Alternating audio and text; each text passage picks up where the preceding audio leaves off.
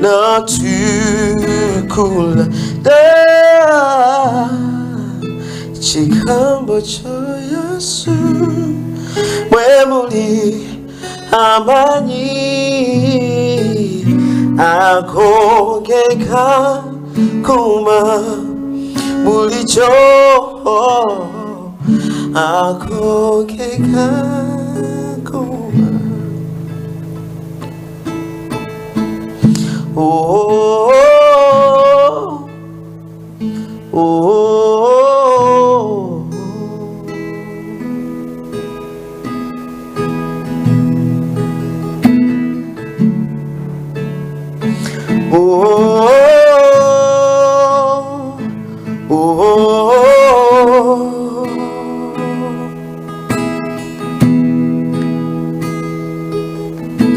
To worship you, I live. To worship you, I live to worship you.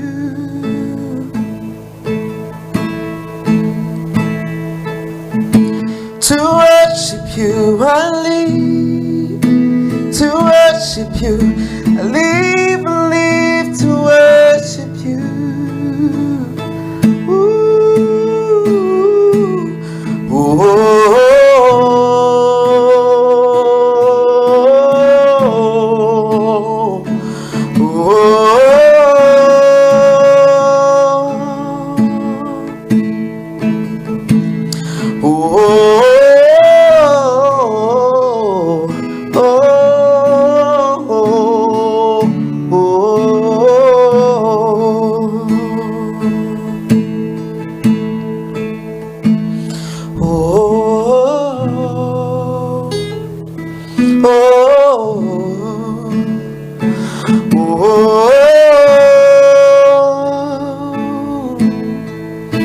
Holy Spirit,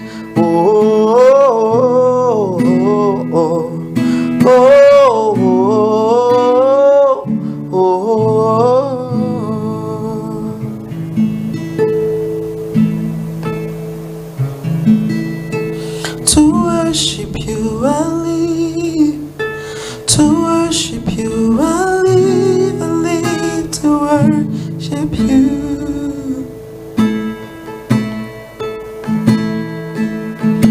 To worship you, I live.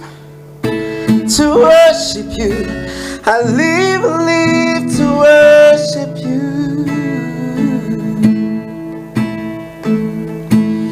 Oh, oh, oh, oh, oh,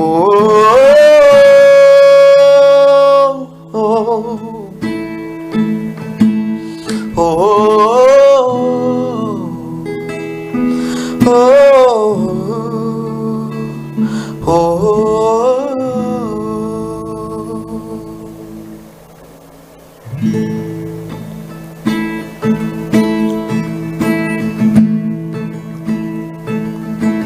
Who am I that you mindful of me, that you hear me when I call? Oh, yeah. Is it true that you are thinking of me? How you love me, it's amazing, so amazing.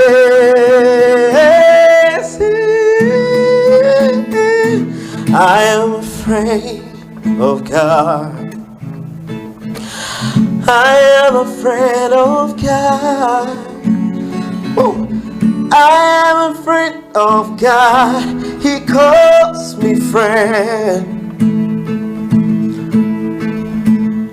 Oh, I am afraid of God. Yeah, I am a friend of God. Hey, I am afraid of God. He calls me friend. yeah. And is it true that you are thinking of me? Yeah. How you love me when I call. Yeah. Is it true that you are thinking of me? How you love me?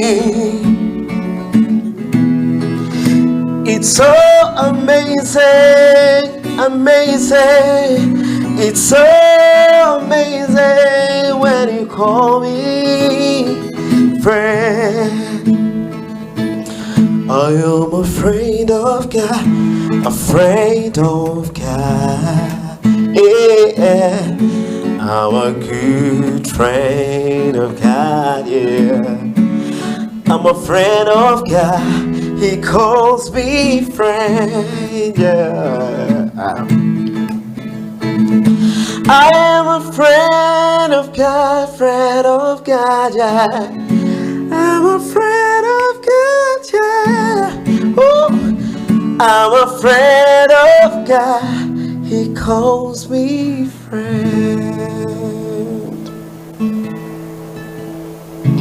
Tambula nangi, samo tambule nangi. On this journey that I'm taking now, trouble tambule nange, ha, tambula nange, samo tambule nange,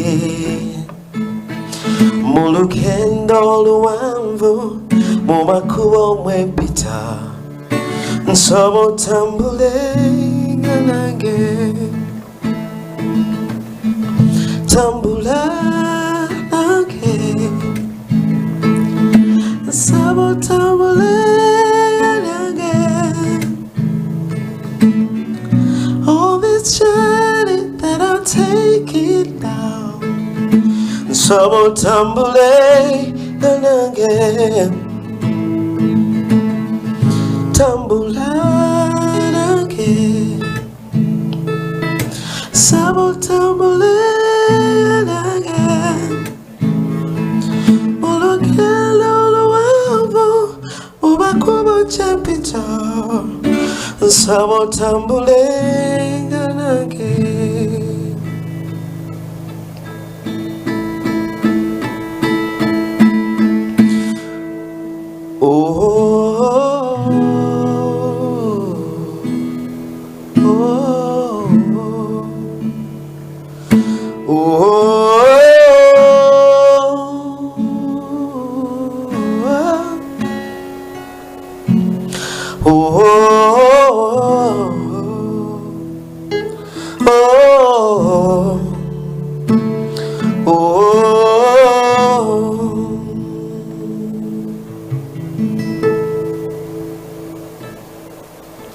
To worship you I live, to worship you I live, to worship you.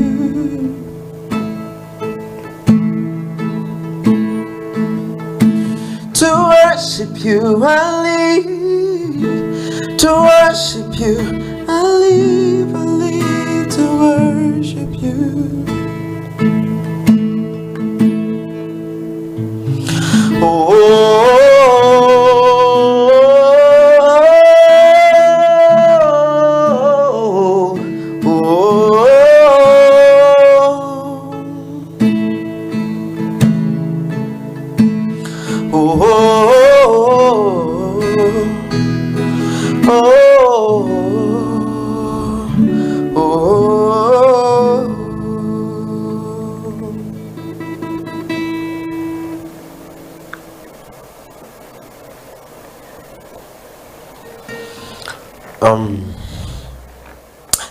Hello, whoever is watching me right now, my name is Richard KUSINZA, and I'm happy I'm happy to be with you. I'm happy to be online. I'm a gifted soul that is really yearning to serve God, to minister unto the God's people, and I'm really I'm privileged to be in this place, and I'm so happy to be part of this generation.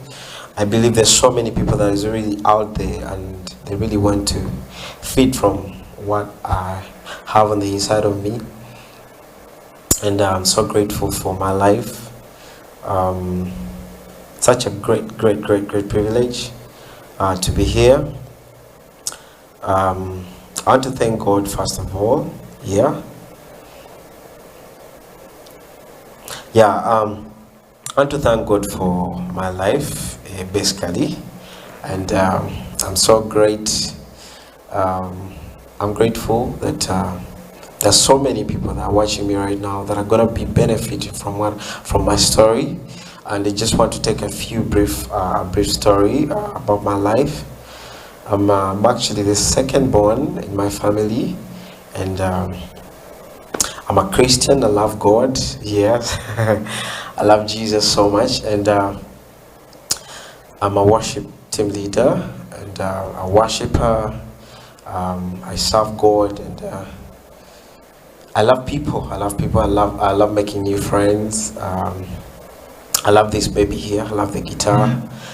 So just like I said, I'm a second born in my family. I'm a Christian, loving God, and I have a small business that I run that is really trying to make an ends meet, and there's so much in my background that people don't know. I actually worked at a Nero coffee shop. I'm a barista professionally, but of course I had to live in Nero, and I felt this call from God, and God was really calling me to serve him. But of course, God doesn't call you just to serve. There's so much we can do. There's so much potential that is on the inside of us. For the Bible says in the book of Genesis, chapter Genesis 1:26, yes, for he gave us the authority. There is so much authority on the inside of us to do great and mighty things.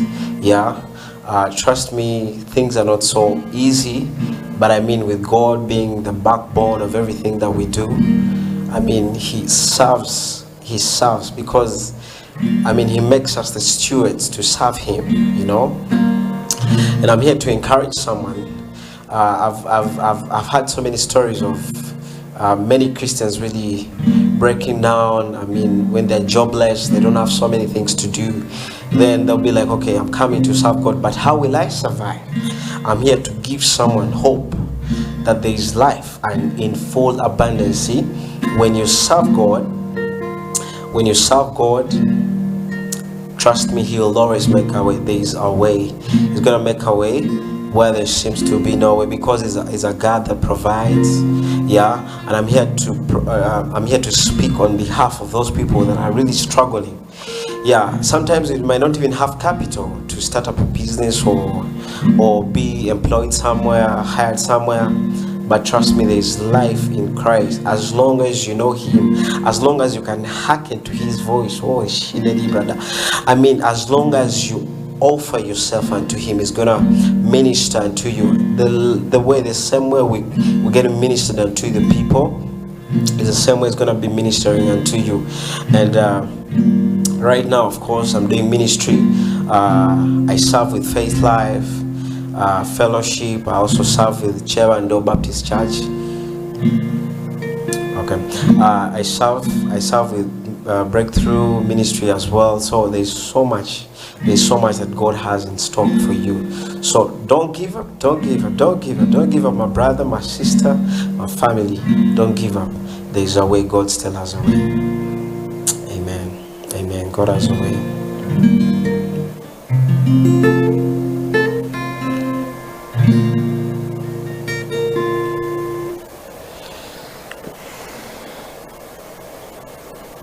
Okay. I want us to do this simple short chorus, and we go out for a break, because the song says we're moving forward. So I wouldn't really want to end it without getting the message.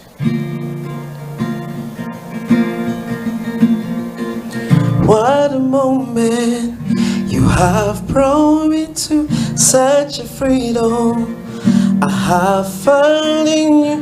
Yeah, yeah, yeah, yeah, yeah, yeah, yeah. I'm not going back. I'm here to declare to you that my past is over in you.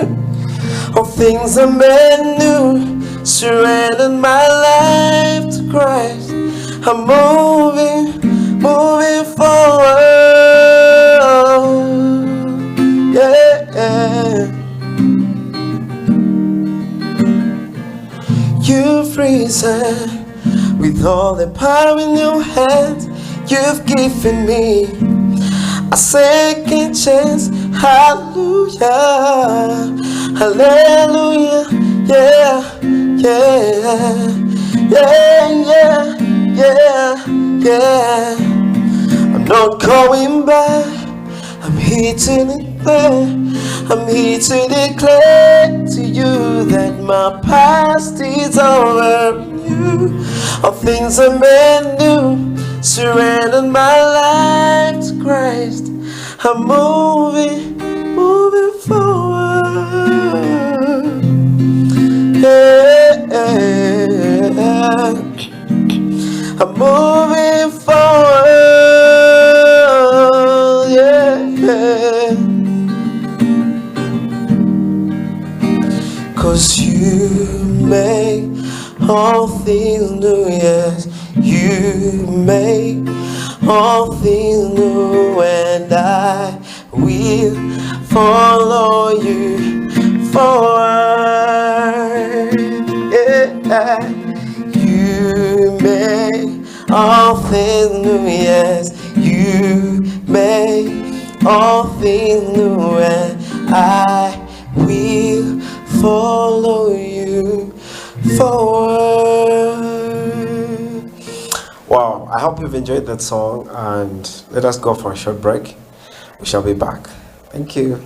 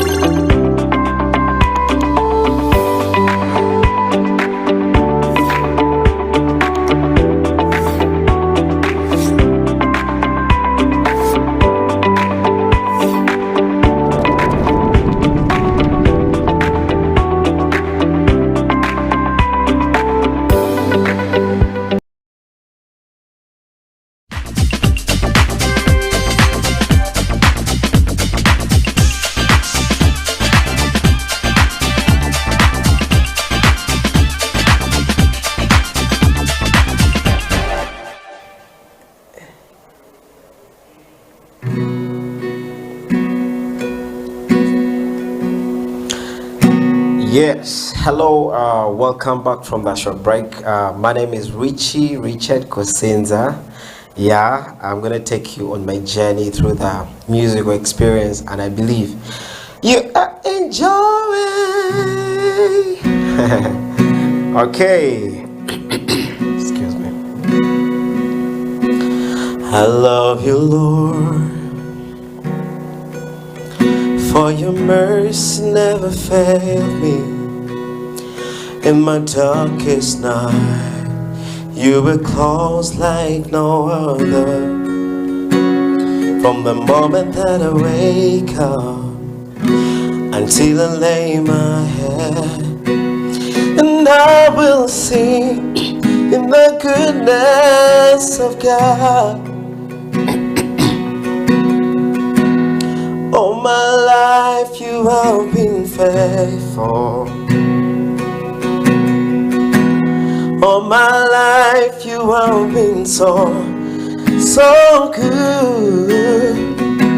With every breath that I am able, oh, I will sing in the goodness of God.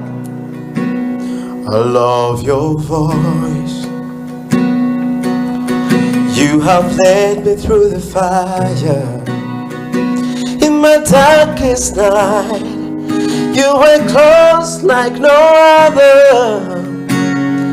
I've known you as a father, I've known you as a friend. Oh, I will sing in the goodness of God. Yeah, yeah. All my life you have been faithful. All my life you have been so good. With every breath that I am able, oh, I will sing in the goodness of God. Yeah. Your goodness is running after me. Your goodness is running after me. With my life laid down, I surrender now. I give you everything. Your goodness is running after me. All my life you have been faithful. All my life you have been so good, yeah. With every breath that I am able, oh, I will sing in the goodness of God. Your goodness is running after me. Your goodness is running after me. Your goodness is running after me. With my life laid down, I surrender now. I give you everything. Your goodness is running after me.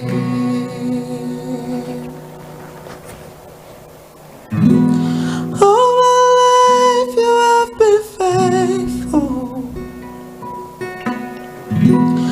All my life you have been so good. With every breath that I am able, oh, I will sing of the goodness of God. Oh, I will sing of the goodness of God. Yeah. Oh, I will sing of the goodness of God.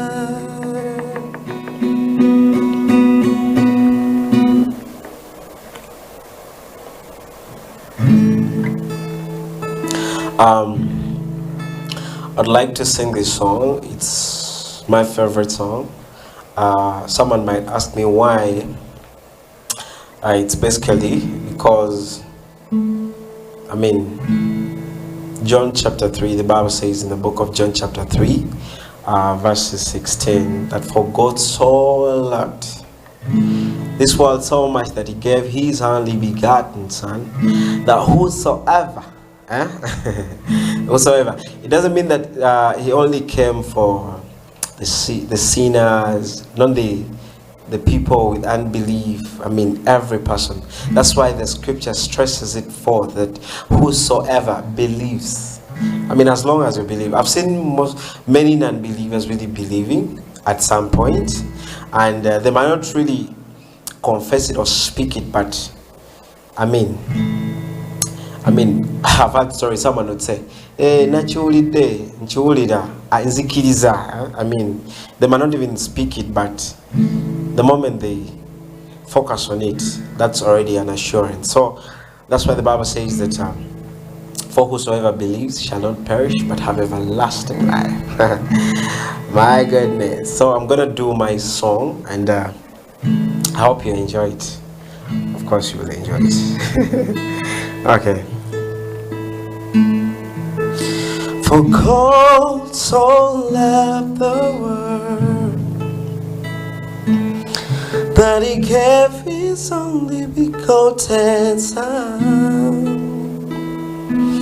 that whatsoever believeth shall not die, but have everlasting life. For God so loved the world that he gave his only begotten Son, that whatsoever believeth shall not die, but have everlasting life. Kuno mukwano kwa Yesu namuji, omukwano kwa Yesu namuji, munyambye kumanyi kumala, munyambye kunkyusiza buli munda. Kuno mukwano kwa Yesu namungi, omukwano kwa Yesu namungi, kunyambye kwambanyi kumala, kunyambye kunkyusiza buli munda. Singate kwali mukwano kwa Yesu,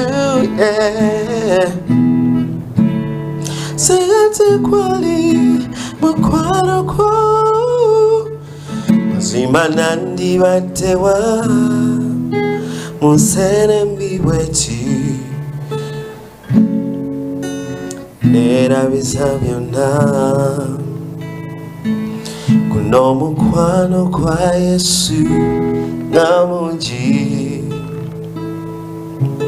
omukwano kwa Yesu namungi, ze kunyambye kwambanyi kumala, kunyambye kunkyusiza buli munda. Kuno mukwano kwa Yesu namungi, omukwano kwa Yesu namungi, kunyambye kwambanyi kumala, kunyambye kunkyusiza buli munda.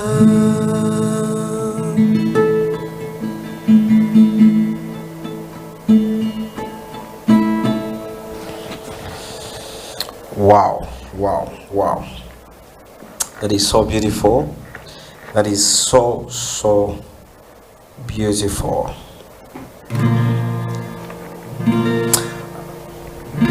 I also want to do another song that I had to write. First of all, many people don't know that I'm a music songwriter, singer. It is my song, so I'm going to do the original song, just like the previous song that I'm from doing. Yeah. So it has an inspiration of where I really God has brought me, and I had to sit down and I'm like, God, you're really faithful. Yeah, you're faithful to me. So please enjoy. I could have been imagining that his name has never existed. Could have been so confused to know his ways are real, and I could have been waiting for so long to try and follow you. Could have been sleeping tight to have put my mind away, but God is faithful. Oh, our God is everywhere on earth, 'cause it's there for you and me. So give Him praise. God is faithful.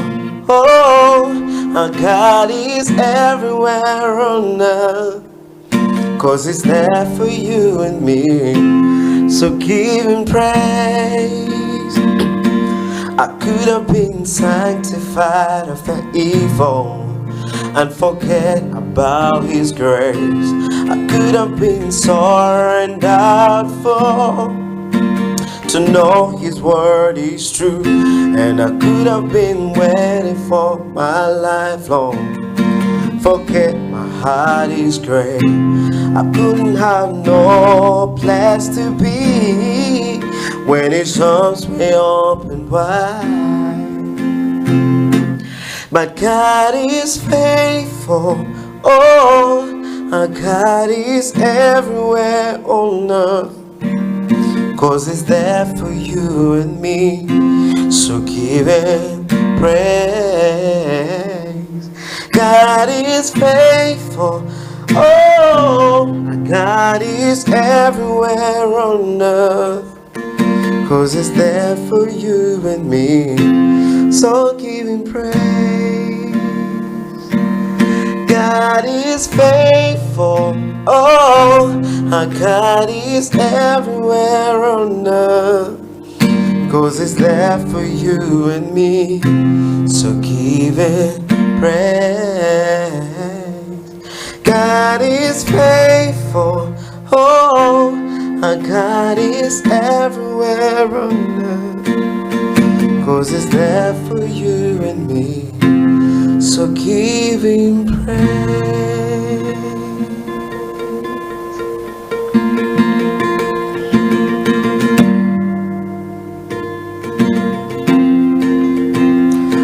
Oh, oh, oh. Eh, eh, eh, eh, eh. God of wonders beyond the galaxy, yeah. You are holy, holy. Universe declares your majesty, yeah. You are holy, holy. God of wonders beyond the galaxies, oh, you are holy, holy. Universe declares your majesty, oh, oh, you are holy, holy, yeah. God of wonders beyond the galaxy, you are holy, holy. Universe declares your majesty. You are holy, Hey, holy Lord of heaven and the earth. Hey, God of heaven and the earth. God of heaven and the earth.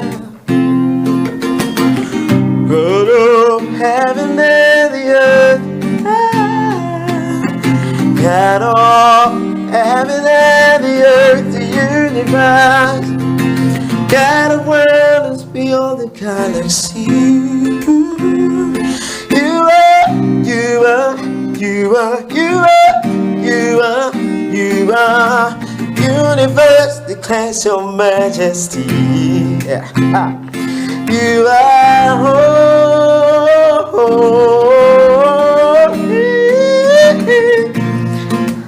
Da da da da da da da da da da da.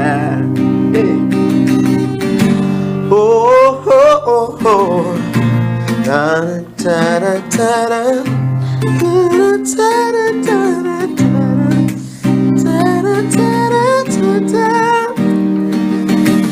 God of wonders beyond the galaxies. You are, you are, you are, you are, you are, you are, you are. The verse declares your majesty. You are, you are, you are, you are, you are, you are, you are. God of wonders beyond the galaxy. You are holy, hey, oh, God of wonders beyond the galaxy. You are holy, holy. The universe declares your majesty. You are holy, holy.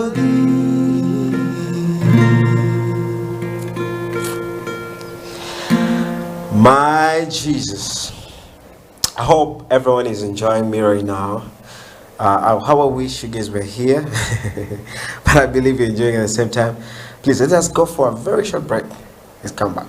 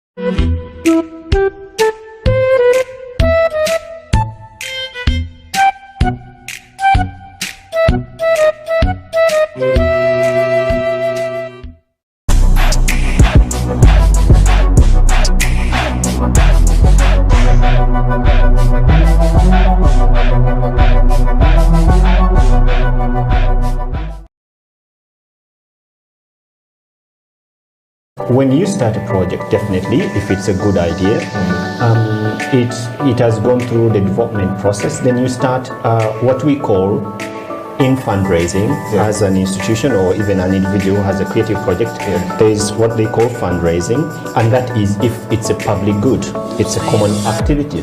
If it's a business, that's a different thing. So when you're doing a business, creative business project, you're not asking for funding, you're asking for investment. People just get turned off by just being asked. You know, you just come and say, why did you give me money? I'm like, who are you? You know? Why should I give you? Why should I? What is it? How do I get them to know that I exist? You're not asking yet, but you're just trying to check to test the waters and see how whether it's possible. I've met Faisal, I know Eddie, we've had a conversation, I trust what he's going to do. Yeah. So that trust is built within that asking. Honestly, the money is there. There's a lot of money, and those who know how to find it, they always find it. But then you find others saying, oh, that one is taking our money. Yet you didn't make an effort to find it. We have sleepless nights. I wake up at 2 a.m. to write applications, proposals. I try to balance my office daytime and my fundraising time and all the other things. So you really have to make an effort. The US has just put out a call. The State Department has just put out a call for support for a collaborative grant between the US and Uganda. It's for institutions, it's for individuals, for practitioners that are interested in exchanging ideas and knowledge between US and Uganda specifically. And it's quite between $5,000 to $50,000. So it's available. I talked about earlier about the SCP fund, which was introduced already here in Uganda before COVID, I think.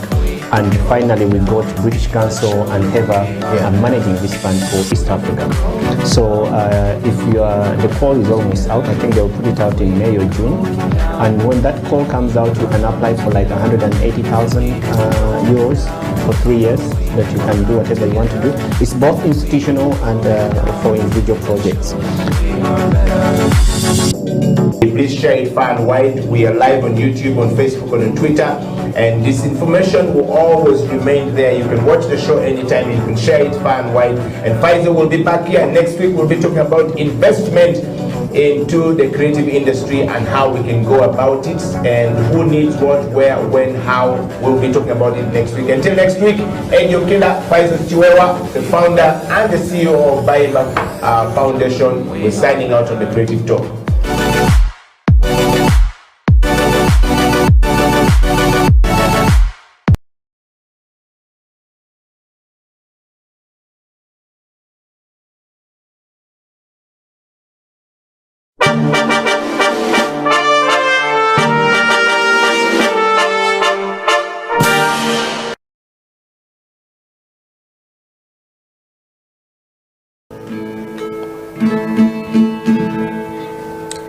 We go to A sharp slightly. King Roach.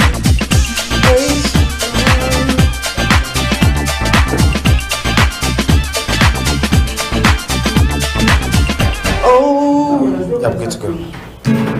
Hey, you are alive. Hey. Praise you, Lord. Praise you, Lord. For you are good.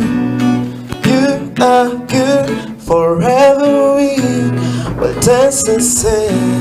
For you are good. You are good.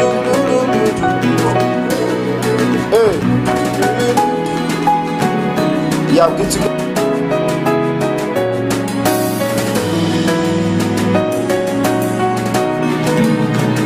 Whom the sun sets free is free indeed. Whom the sun sets free has liberty. Your love has taken chains of me. Whom the sun sets free is free indeed. Whom the sun sets free has liberty. Your love has taken chains of me. Oh, I praise you, Lord. I praise you, Lord. For you are good. You are good. Forever we will dance and sing. For you are good. You are good. I praise you, Lord. Praise you, Lord. For you are good. You are good. Forever we will dance and sing. For you are good. You are good. Yeah. Like I said before, my name is Richard KUSINZA.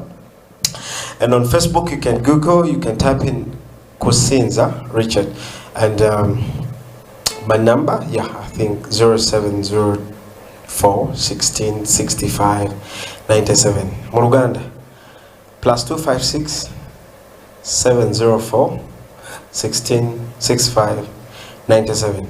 If you, in case you want to learn guitar, in case you want to sing like the way I do it, you can just holler me and we make a program. So I'm just gonna do this another next beautiful song that I love so much. Higher than the mountains that I face, coasting through the trials and the change. There's one thing remains, one thing remains. Your love never fades, never gives up, never ends out on me. Your love never fails, never gives up, never ends out on me. Your love, your love, yeah. On and on and on and on it goes, for it overwhelms and satisfies my soul. And I never ever have to be afraid. Woo! There's one thing remains.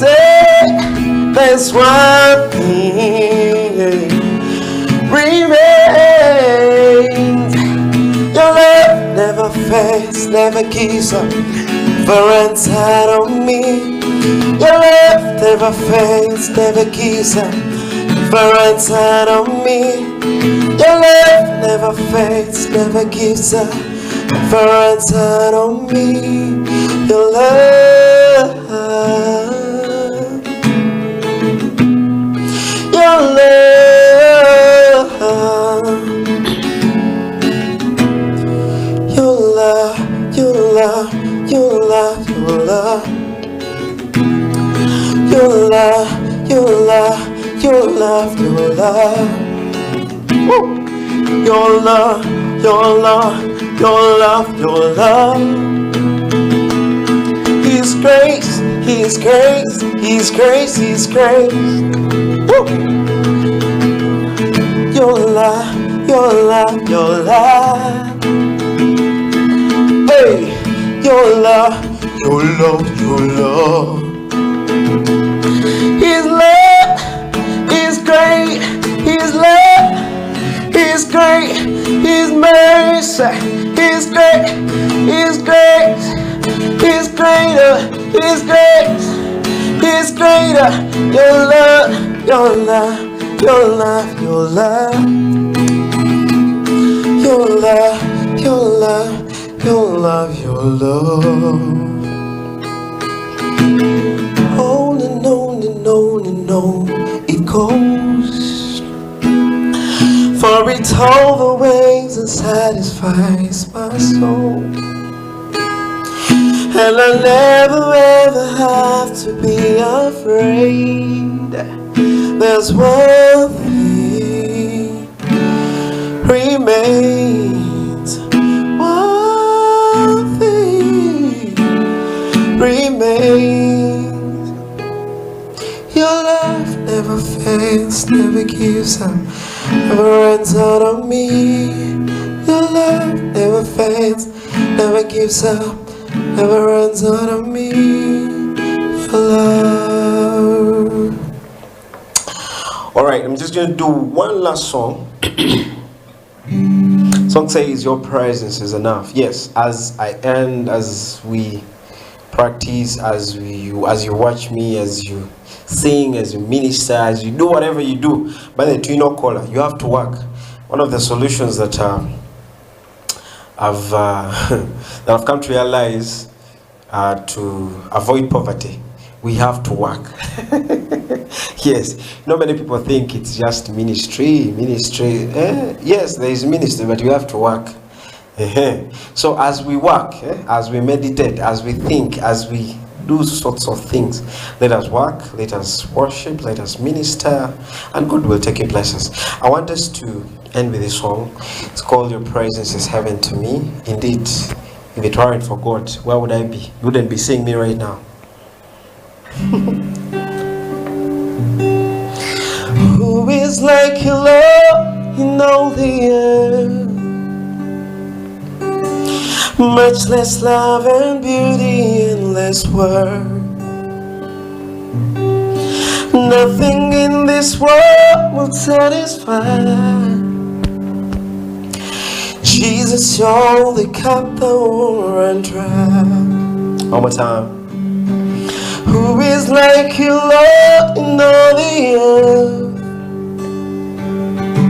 Much less love and beauty and less worth. Nothing in this world will satisfy. Jesus, you're the cup that won't run dry. Oh, your presence is heaven to me. Oh, your presence is heaven to me.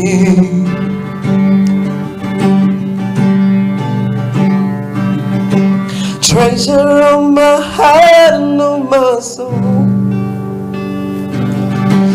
In my weakness you were merciful. Redeemer of my past and present wrongs. Oh my God. You're the holder of my future days to come. God, your presence is heaven to me. Oh, God, your presence is heaven to me. To me. Oh, Jesus. Oh, Jesus. Your presence is heaven to me. Oh, Jesus. Oh, Jesus. Your presence is heaven to me.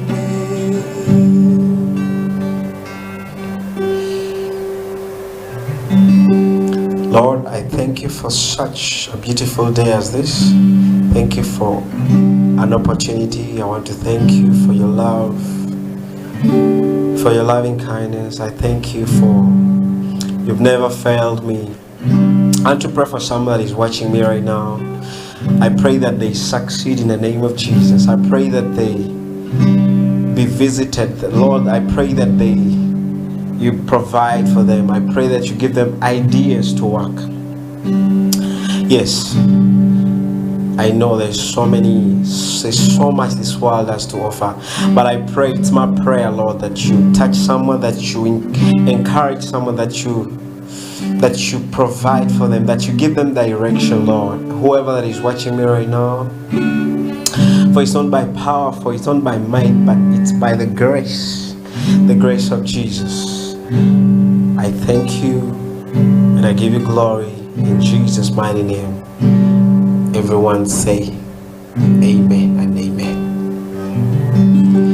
Your presence is heaven to me.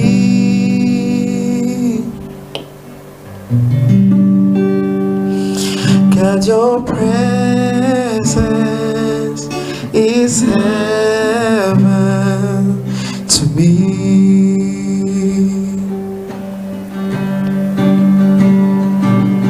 Your presence is heaven to me. Oh, your presence is heaven to me.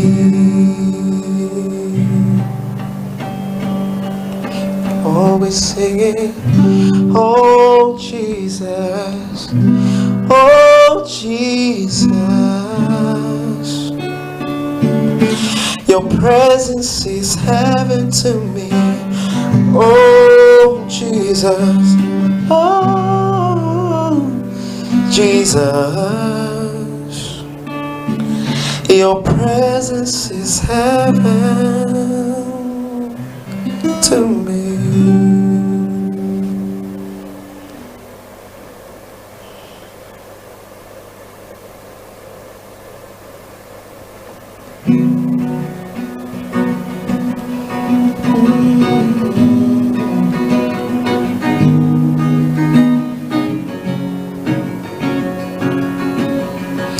All the overwhelming, never-ending, reckless love of God, and all it chases me down, fast till I find, leaves the night tonight. I couldn't own it, and I don't deserve it. Still you get yourself away. All the overwhelming, never-ending, reckless love of God. Yeah.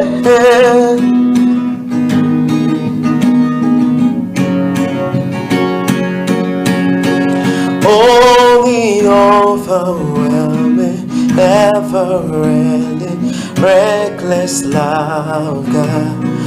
Oh, it chases me down, fights till I found, leaves the night tonight. I couldn't earn it, and I don't deserve it. Still you get yourself away.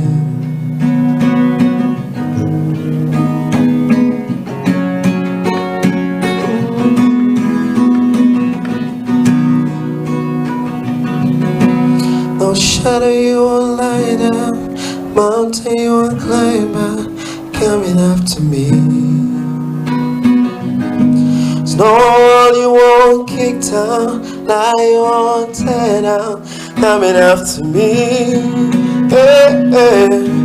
No shadow you won't light up, mountain you won't climb up, coming after me. Snow you won't kick down, lie on tear down, coming after me. No all you won't climb up, mountain you won't, coming after me. No all you won't kick down, lie you won't tear down, coming after me. All the overwhelming, never-ending, reckless love of God. Oh, it chases me down, fast till I'm found, leaves the night tonight. I couldn't own it, and I don't deserve it. Still you gave yourself away.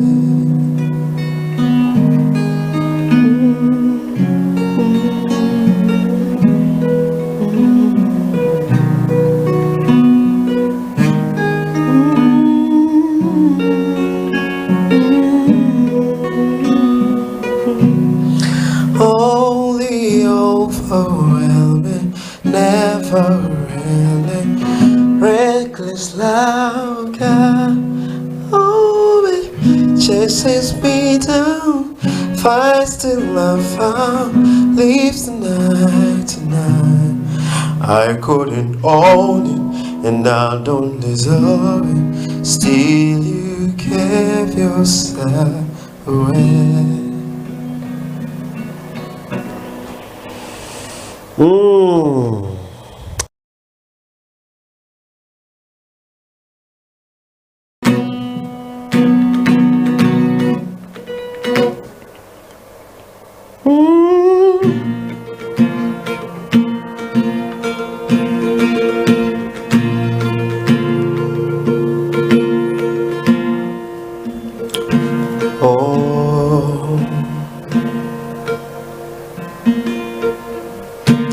tambula nange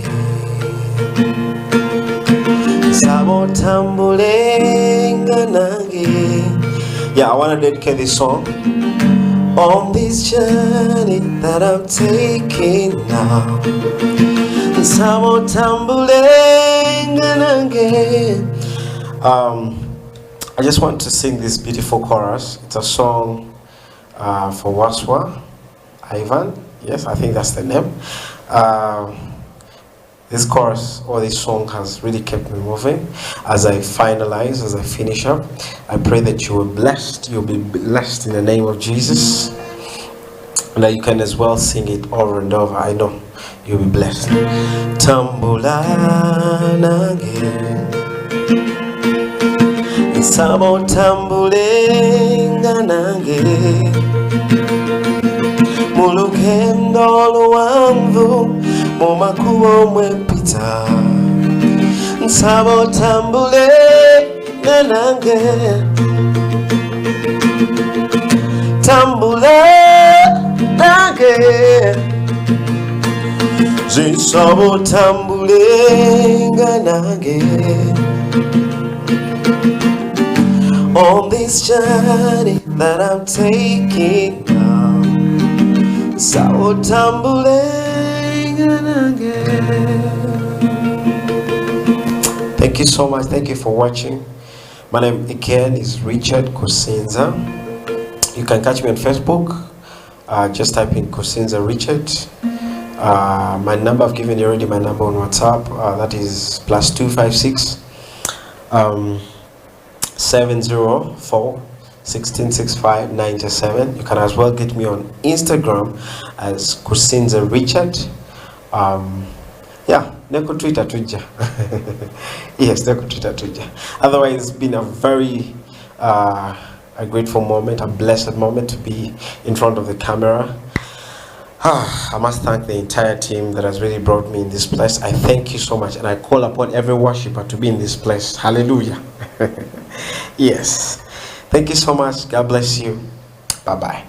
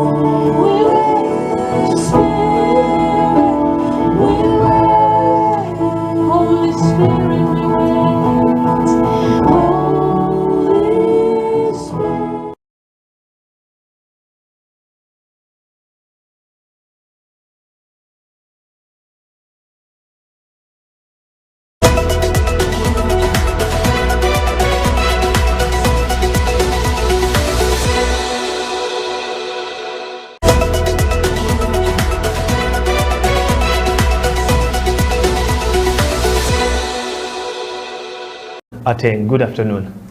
Good afternoon, Felix. How are you? How have you been? Well, that is a difficult question to answer. Actually, I should first ask you, how are you counting down the 42 days? The lockdown is biting hard. Certain people who are the biggest number, some actually are not feeling it. Others are waiting for the government to actually come in, chip in. They are anticipating, people are charging their phones endlessly so that they don't miss the mobile money if it comes. How are you handling the 42 days? Well, you know, have you been in that situation whereby you stop counting days? You know, and you don't know whether today is a Sunday or a Monday. Basically, sometimes you wake up to go back to sleep. Yeah. So we're in that kind of situation. Then talk about the money that is coming. Some of us have overdrawn accounts where you have 500,000 and one. So you're not eligible. You're not eligible. So I'm wondering, are we also want to get that money? Well, we just have to find ways of surviving and adapting. It's quite something very hard, but we shall overcome. We shall overcome. Definitely, I'm very confident about that. The Almighty has us in His hands. Going into today's topic, this afternoon we focus on the national teams of Uganda, the Gazelles and the Silverbacks. Earlier this last week, unfortunate news was released by the FUBA president and the general secretary, informing the general public and the Gazelles that they will not be able to take part in the Afro basketball qualifiers due to financial constraints on the side of the federation. Remember that 12 players had already been listed. There was a pause to start non-resident. That much. I think they were really looking forward, to playing this tournament, because even the NBL has been up and down here and there, and they were really looking forward. Okay. Then FUBA one day wakes up and says, what, we can't. There's no money for the girls team. We can't say it caught FUBA unaware. No, definitely this is something that they've had on their schedule, on their calendar. Yes, FIBA plans these things years before. Okay, and if FUBA says that, it caught us unaware, and now we can't take the ladies because we use some of the money we have for the men's team, it is very unfortunate, because if you're looking at, there are some players on that team who really put in a lot of work.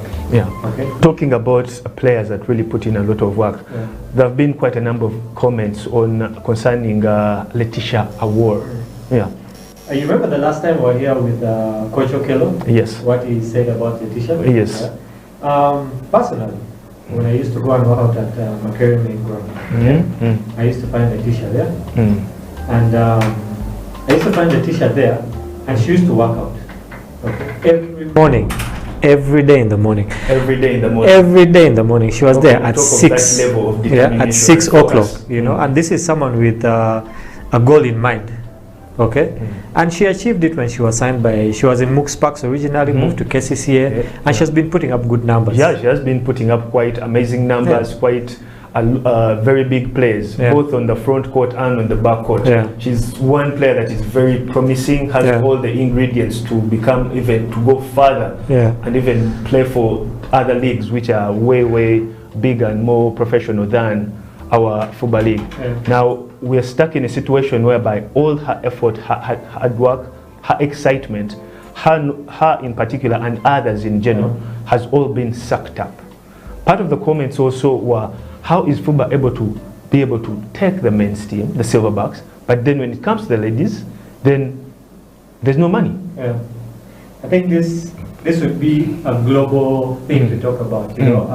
When this decision was actually taken to leave out the Gazelles, all of a sudden I see all these articles coming up about women's sports, it being sidelined in women's sports. If you look in the NCAA, if you look in the WNBA and the NBA, the women are on the sideline. So I don't know. Because definitely FUBA has a fledged commission for women's basketball, and I believe part of their responsibilities would be to actually get money, look for sponsors for the Gazelles, but that hasn't happened. Emma, we shall discuss this further coming back after this short break.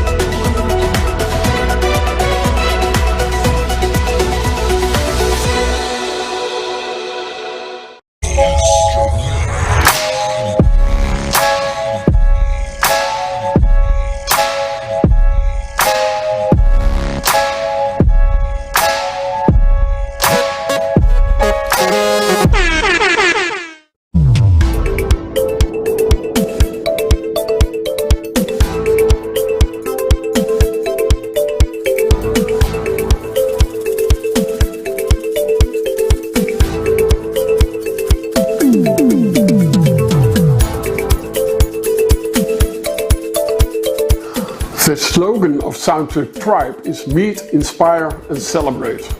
It it's more than just a slogan. For me, it's a way of life. Meeting people is fun. Meeting interesting people is even more fun. And making beautiful things with challenging people is the best.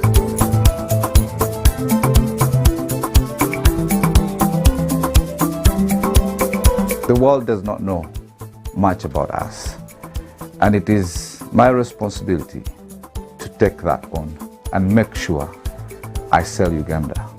So for me, my country, and then, you know, the richness of the roots that we have here, it's a bit challenging if the world does not know about that, because we have a lot to teach to the world. So that pushes me to keep going.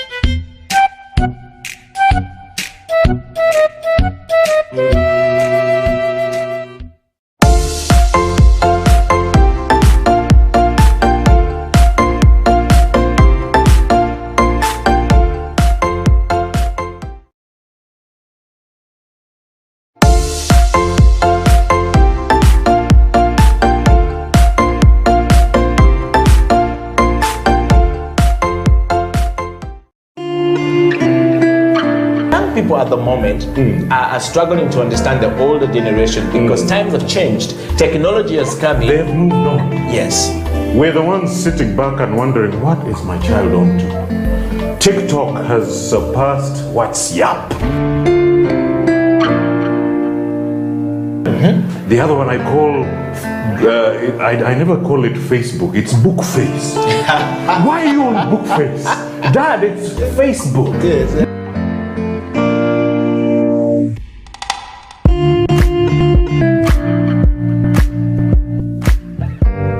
Me, I keep saying I have a foot amongst the millennials. Yeah. And I understand the traditionalists. Okay.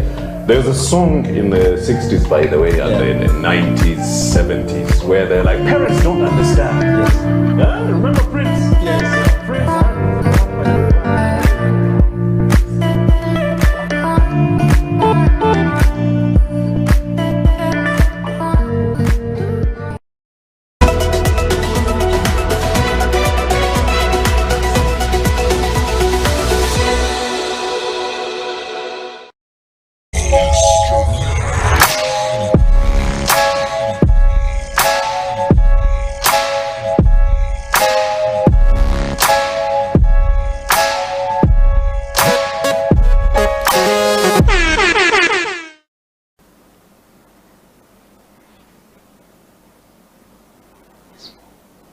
Welcome back from that short break. The show is Slam Dunk Basketball Talk, and I'm in studio with Emma Attain. Before we went for that small blip, we were discussing the Gazelles.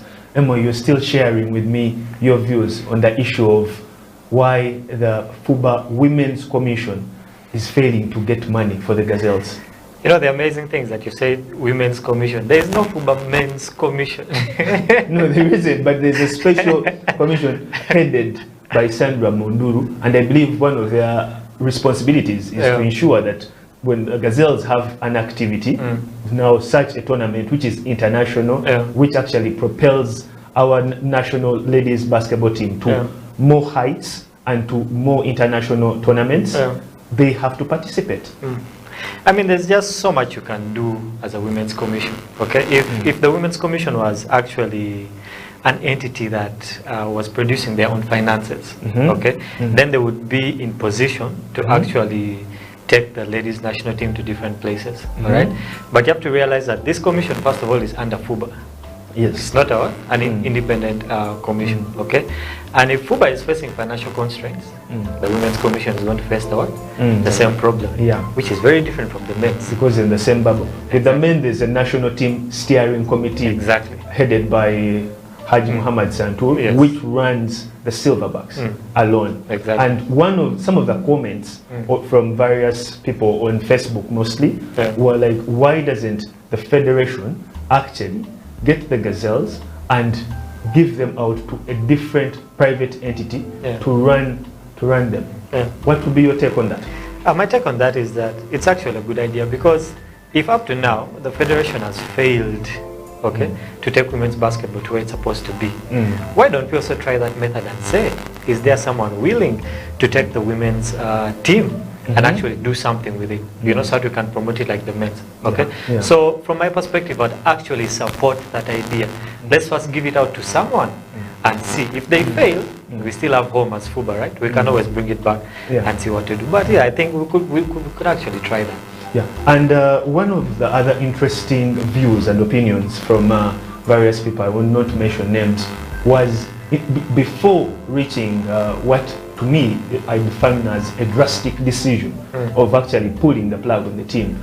Couldn't the federation actually do a fundraiser for the gazelles, put it out there, social media, put it on various media outlets, radio, print, TV, the various sport shows, and say, look here people, lovers of basketball, lovers of sports, our national women's team, the Gazelles, have an international qualifier to go to.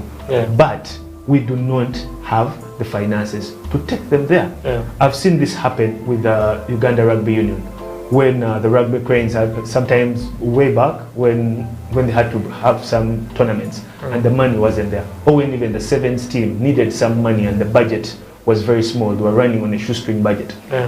They organized some tournament to fundraise money, and during other league games prior to the Rugby Cranes going, they would actually do a fundraiser. And that money actually helped the team a lot. Facilitation, boots, supplements, to ease on the financial constraint of the union. So some people were of the view, why couldn't you put that fundraiser? People are out there who are willing actually to do that. So you see there's so many loopholes. There's so many loopholes, Emma. It actually reminds me of, remember when we were kids and they would give you homework?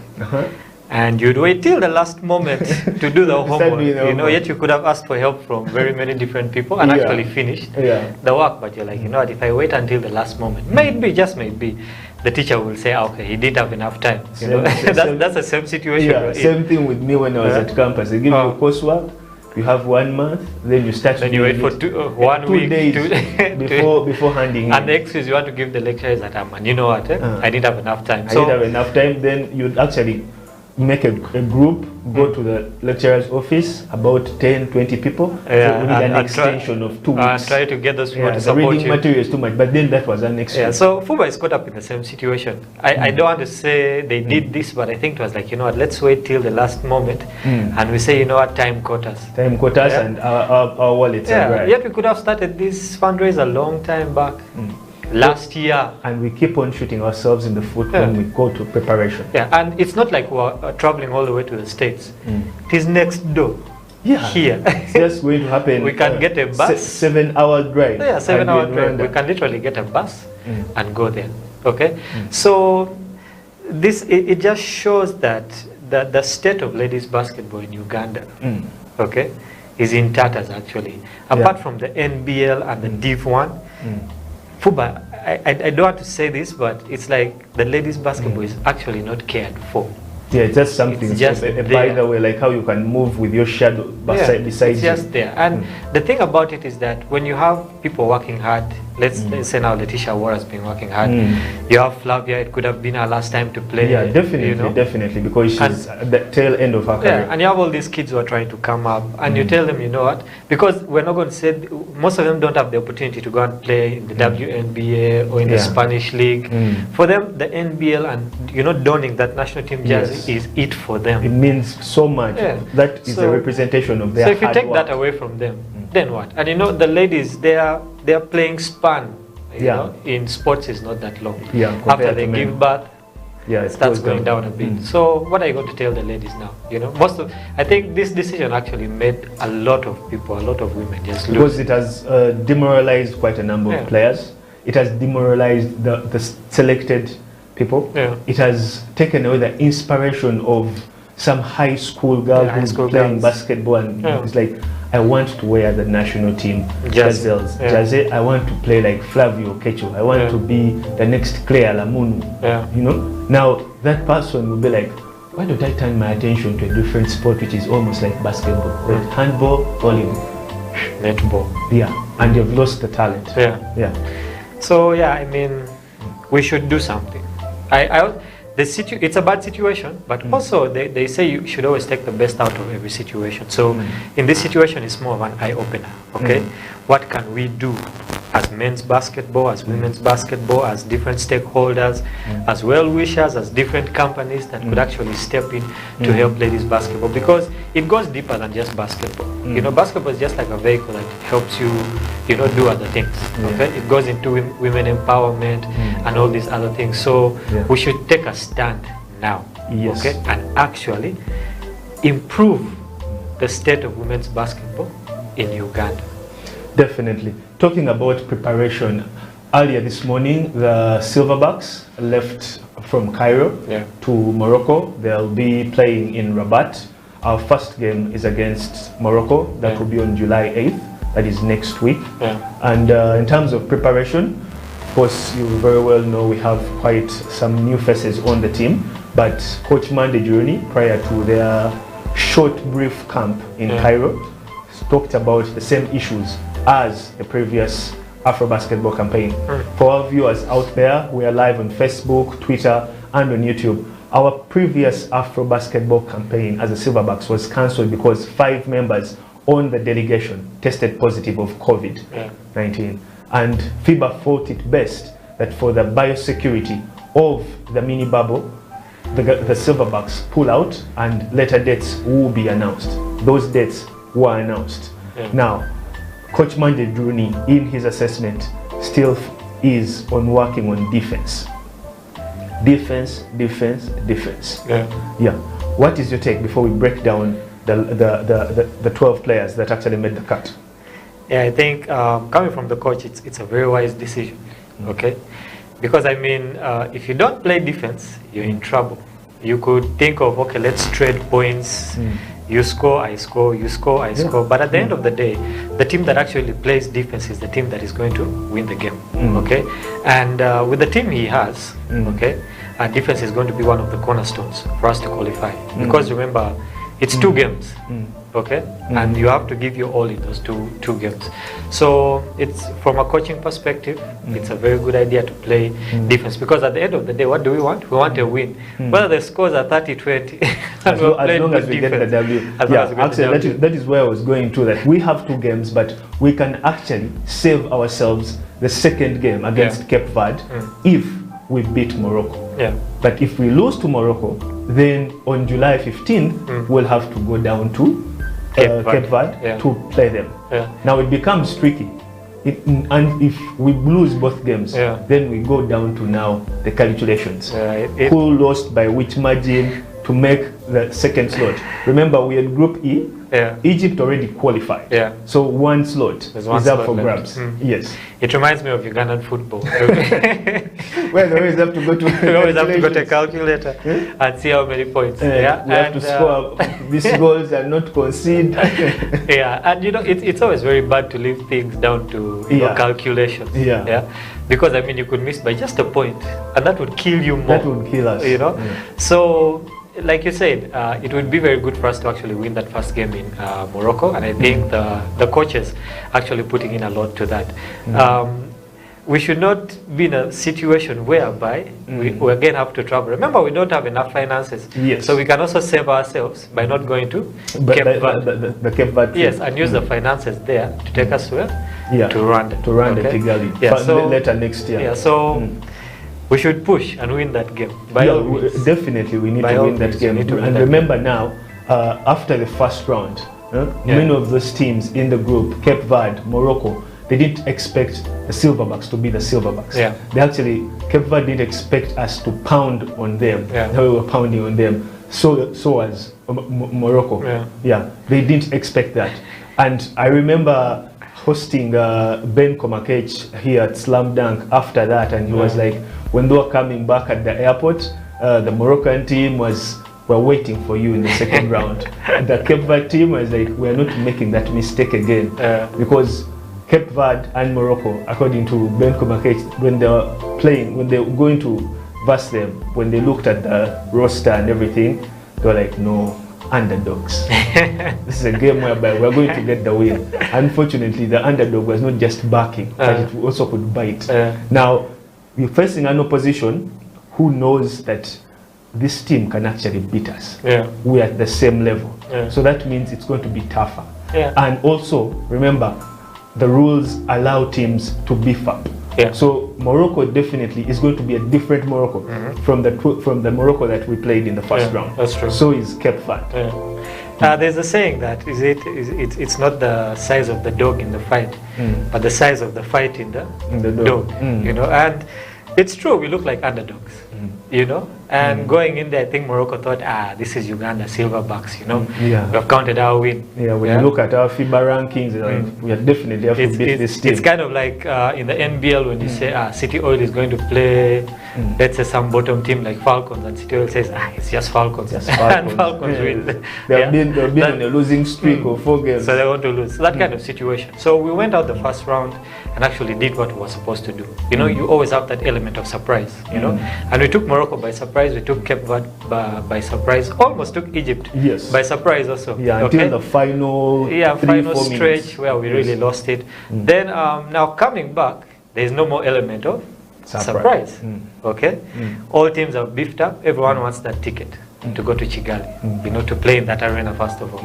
Okay, but we have also beefed up. All right. And the good thing is, basketball is not a chance game. Basketball is a strategy game. Okay. Just like chess. Yes, like chess. And I believe that both sides have different strategies. So the only element of surprise now comes in strategy.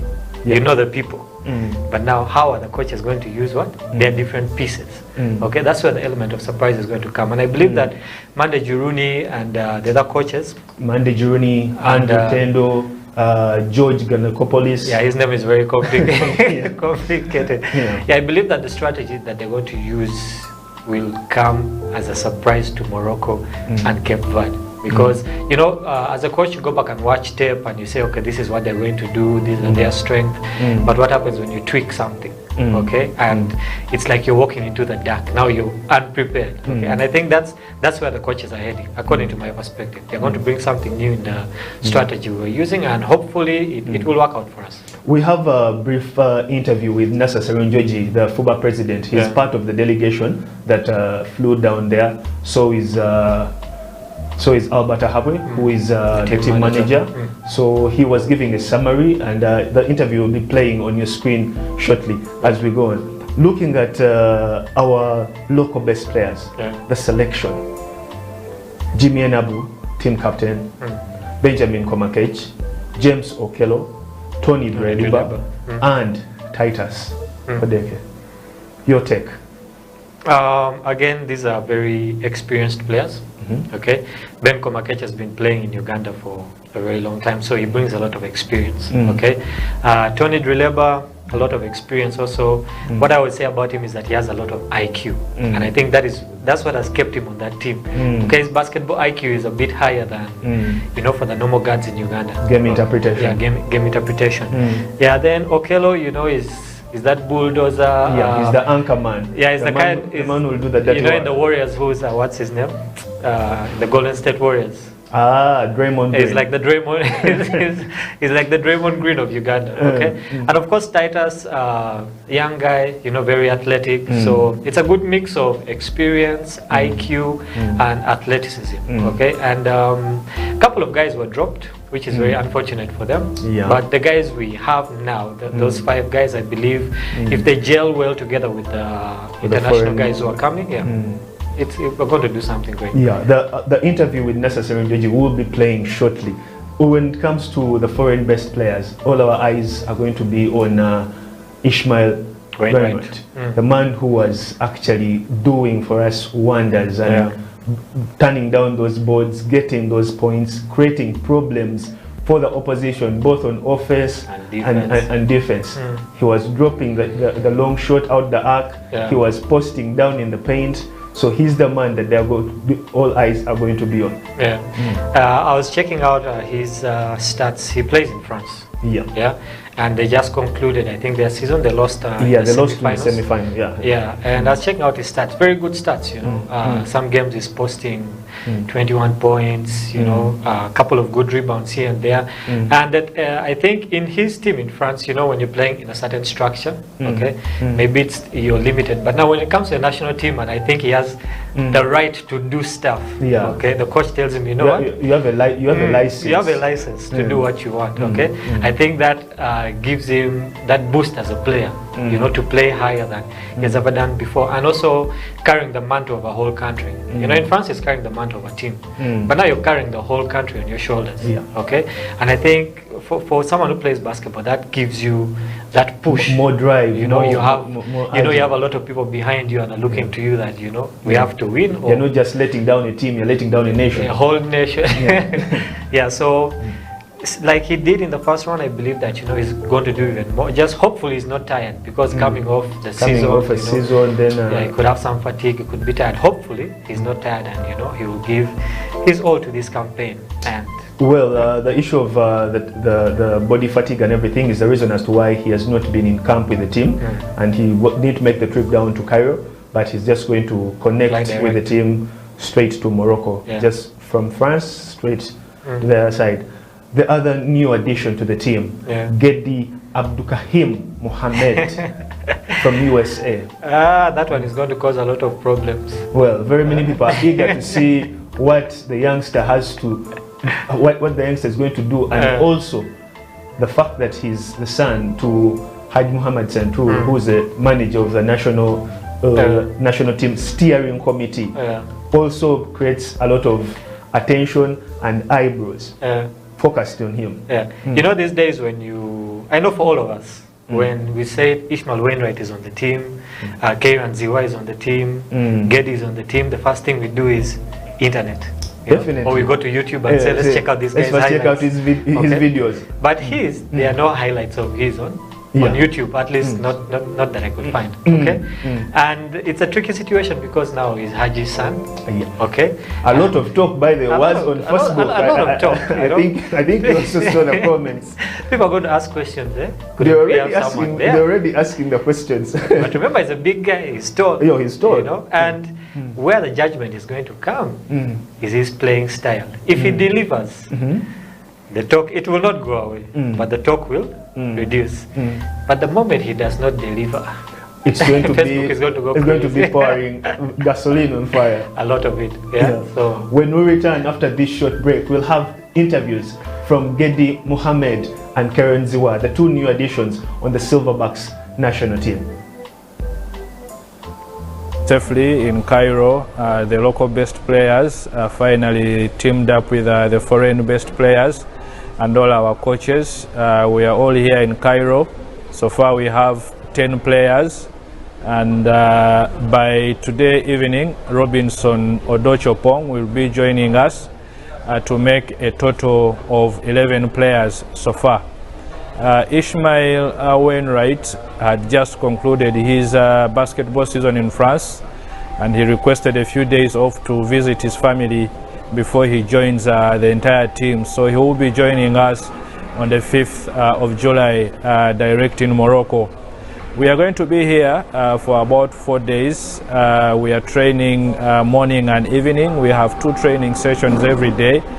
Then on 3rd July, we shall be traveling to Morocco, where we shall also continue to prepare for the game that will take place on July 8th. We hope that everything goes on well as planned. So far, so good. We haven't had any issues so far. The team is in good spirit, and we pray and hope that we put up a very good performance for us to qualify for the finals of AfroBasket in Kigali that will take place between 24th of August and 5th of September this year.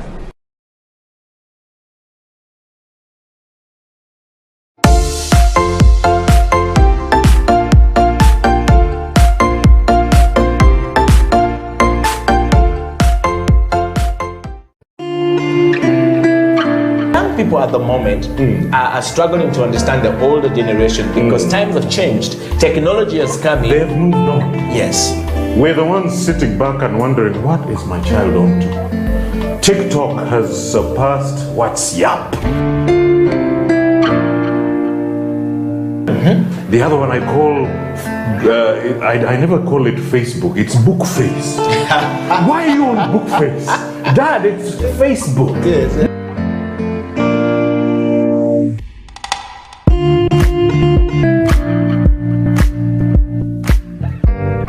Me, I keep saying, I have a foot amongst the millennials. Yeah. I understand the traditionalists. Okay.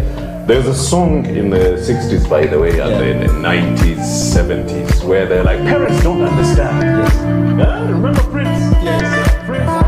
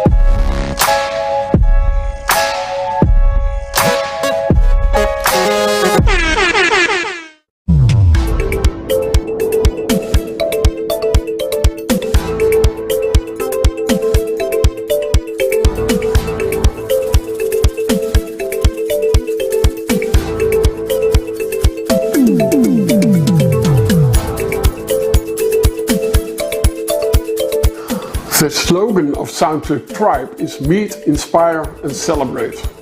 It's more than just a slogan. For me, it's a way of life. Meeting people is fun. Meeting interesting people is even more fun. And making beautiful things with challenging people is the best.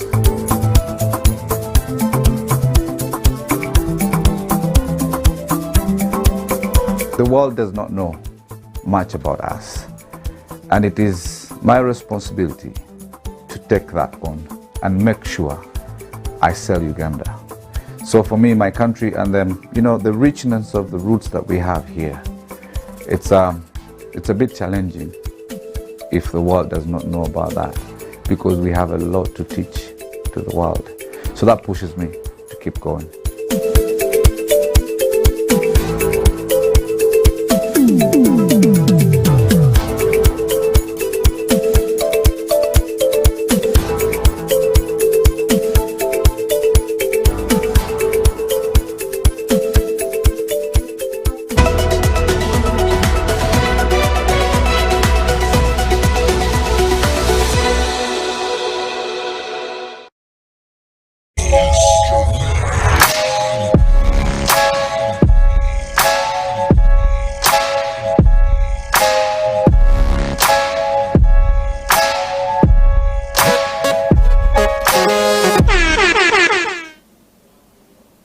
Welcome back from that short break. It is Slam Dunk Basketball Talk, and we're talking about the Silverbacks, the road to Kigali, and how we get there for the Afro basketball. Remember last time the Silverbacks were unfortunate and weren't able to get there. Various changes have been made. The team has quite had a number of blows by having 5 players test positive in the previous round, but now everything is on track. That is why they're already actually now in Morocco, where they're going to play on July 8th. Emma, before we went for the short break, we were discussing Gedi Mohamed Abdukahim. And during that break, I have an interesting WhatsApp here from Hanifa Mayanja. He says, my brother plays in the US, and he said he has sent videos to coach Monday. However, he has never been selected. What criteria is used in selecting the foreign-based players? I also want to know what criteria is used. I definitely have to have an interview with him so that he runs me down through this after the show. But who recruits? I think it's Herbert, the manager. Alberta Harry, and then also the head coach, George Giannakopoulos, because the players send their videos. Then the national team steering committee, I believe, scrutinizes them, then sends to the head coach, they make an assessment, and make the final cut. Yeah, so I think it's just like if you, Felix, had a basketball team, okay, and you say we're getting into this season, and these are the different pieces that I need. You call for trials, and people come and show what they have, and after that you pick a couple of these. I could come and say, Felix, how come you picked such and such a player when there is, a player that I deem better than the one you picked. Okay? But then again, I think it goes back to what do you need on the team at that time. At that particular time. So the coaches and the team manager and whoever is in charge of actually putting the team together, they sit and decide and say, you know what, out of all these 20 prospects we have, okay, this is what we actually need for the team. Okay. We can't put everyone on it, but this person could have this skill, but in this position, we are looking for this other skill. This guy could be a better scorer, but this guy is a better rebounder. Okay. This guy could be better rebounder, but he's not going to give you anything on offense. Exactly. Sometimes you just take a player because this guy is a hustler. He's a player who's going to get into other people's heads, like this guy in the Clippers.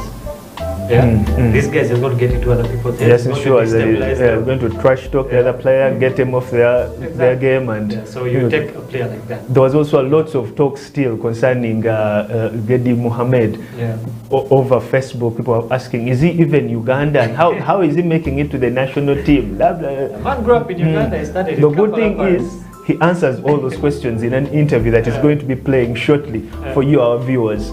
Feel free, remember, to send your views on Facebook, on Twitter, so that we review them, so that we see your comments. You tell us what your comments are and what your assessment is of the Silverbacks. It's going to be quite interesting, Emma. It's going to be quite interesting.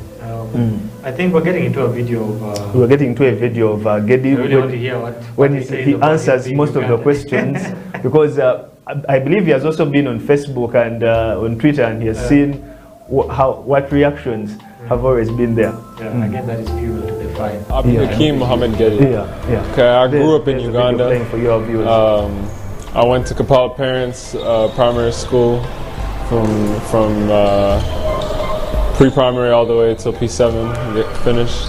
Then I went to Green Hill Academy for S1, S2. And then I moved to Minnesota. And then I've been living there for the past couple of years, since 2012. I went to university in Iowa, played there. And then my second year of college, I played at Wayland Baptist University in Texas. And I just graduated from the University of Minnesota. I started playing, I'd like to say, in my sophomore, junior year of high school. So that's like, what, S4? S3? That's when I started. Yeah, around that age. That's when I started. I played a little in Uganda, but nothing serious. I went to iHoops Academy. Yeah, product of iHoops.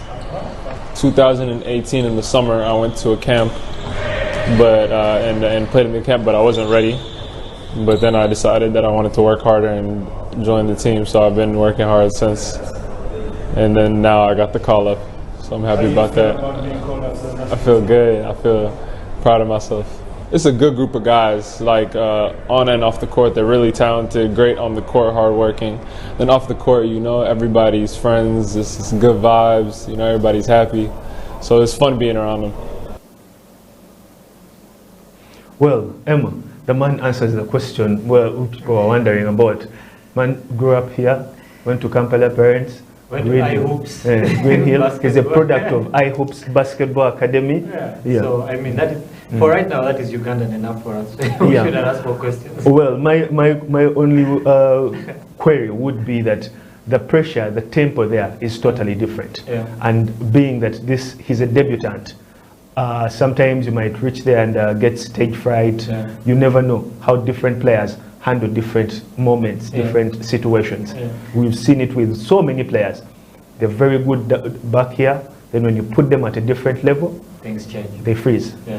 But I mean, if he has been playing in the States, okay, and we believe that the States is like the epitome of basketball. If you've played in the States, if you've played in a college, if you've played in different, even smaller leagues in the States, we believe that you have a certain level of basketball.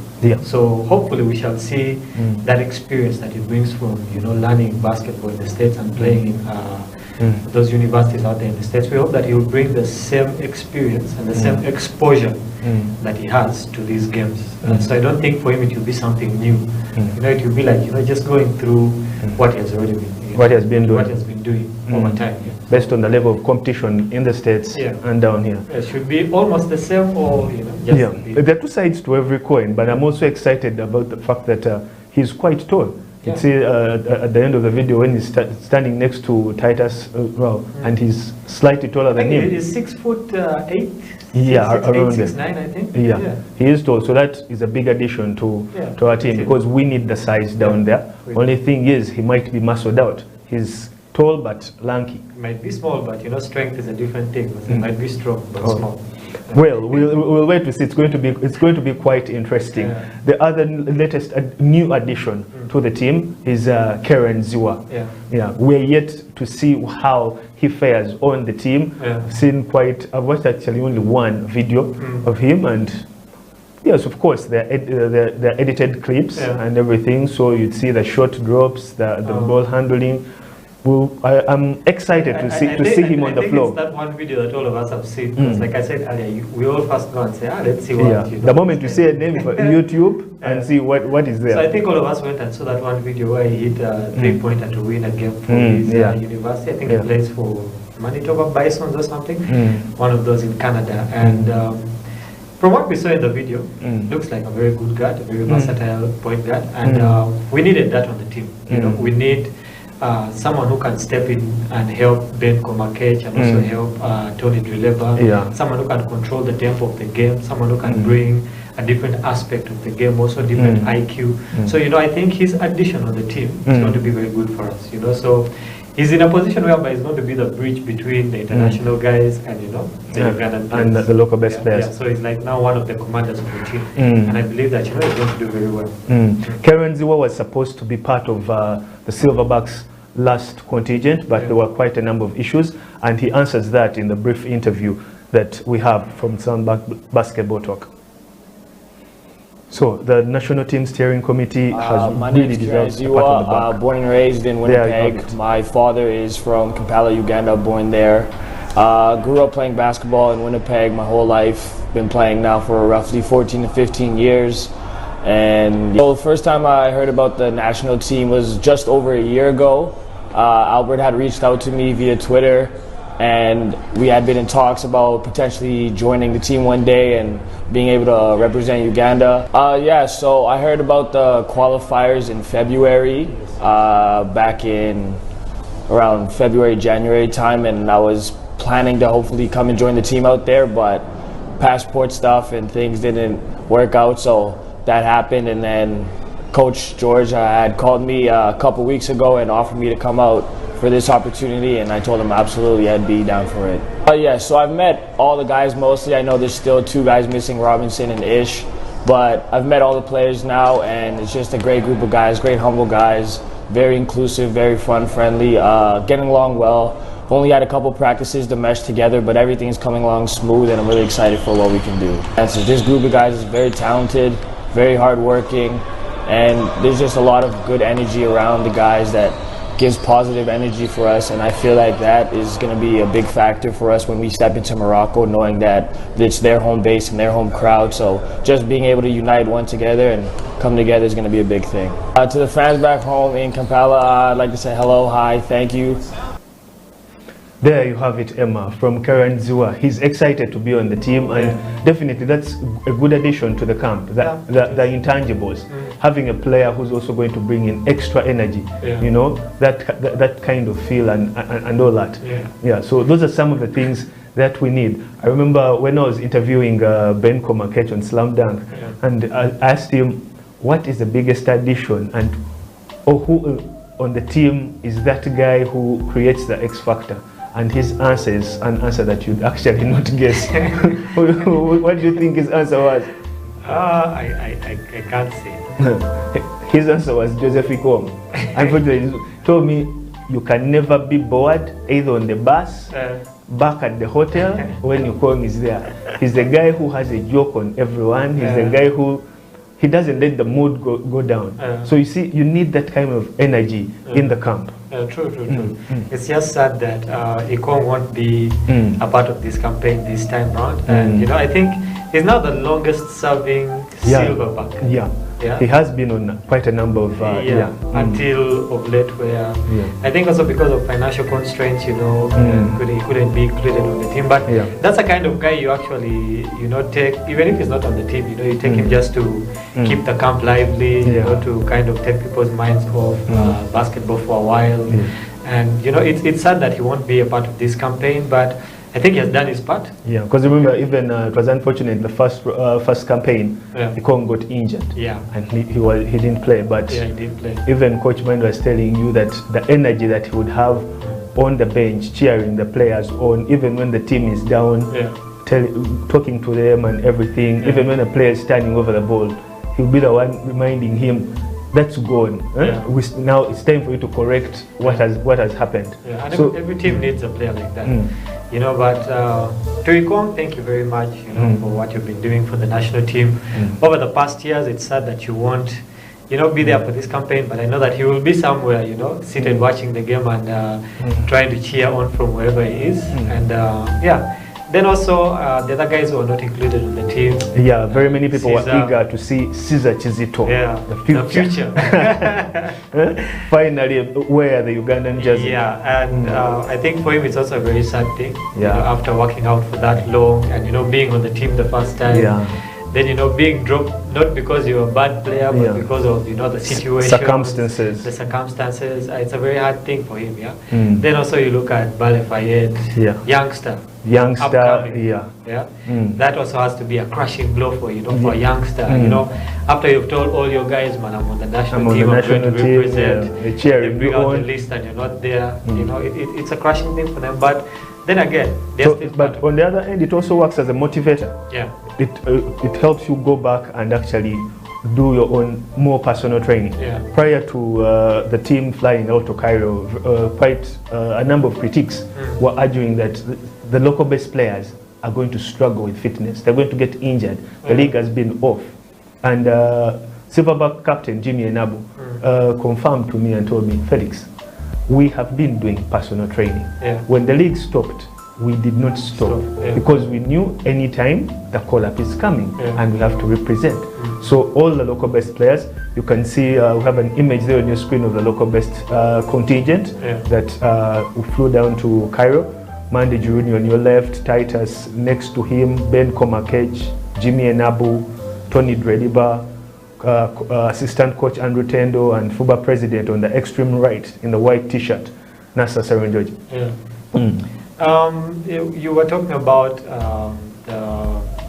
the players in Uganda being unfit. There's a time I passed by Silver Springs and, you know, I actually saw one of the national team guys working out, and I was surprised. I was like, okay, you know, he's keeping up with it. And I read something on Facebook sometime, and they were saying that when it comes to our national teams, we always wait until the last minute to get into camp. To get into camp, then conditioning is terrible. So, you know, so someone was of the view, and I think I'm also of the same view, that we should always have friendly games as the Uganda national team without the international players. Because, I mean, we have neighbors in Kigali here, we have Kenya, Burundi. So if we continually engage the national team in these different games, first of all, we're ensuring that they're always fit. Second of all, we're developing what? Talent. To always make sure that we have someone to put in. There is that argument of, why are these guys who have played on the national team been there for a very long time? You know, why can't we get new faces? You know, we can't get new faces because there are no people to fill in those gaps, correct? And it's because of the system. So going forward, I think we need to let the national team have a lot of friendlies, just using the players in Uganda, okay? So that when it comes to time for them, let's say, to gel with the international guys, you know, we can actually have 7 here, then 5 international guys, you know? And in the long run, that will actually improve the level of basketball in Uganda, okay? To a point whereby we'll be depending our own players, okay? Then we won't be crying about all financial things here and there. We won't be crying about about fitness and everything. Talking about finances, I have a very interesting comment here. Wow, from a lady called Allen Kabugo. Says, so you want to tell me that the national team, the men's national team, prior to going the last time, had one person give the team a full set of sneakers, and another one also send in another set of sneakers, but the women cannot actually come in to support fellow women and collect money to have them go. We fellow women don't support fellow women. That's quite strong, and also very bitterly true. It's a strong statement. Because prior to the Silverbacks going there, the previous campaign, VP in charge of marketing, Arnold Katabi, gave each player brand new pair of sneakers. Then Otim John as well gave the national, the players and the contingent. Yes. So we actually have ladies playing out there. Definitely. A couple of them, okay? And we don't know what situation they could be in, okay? Maybe they're not in the best of situations, but it would be a lovely thing to see them actually come back and support the national team.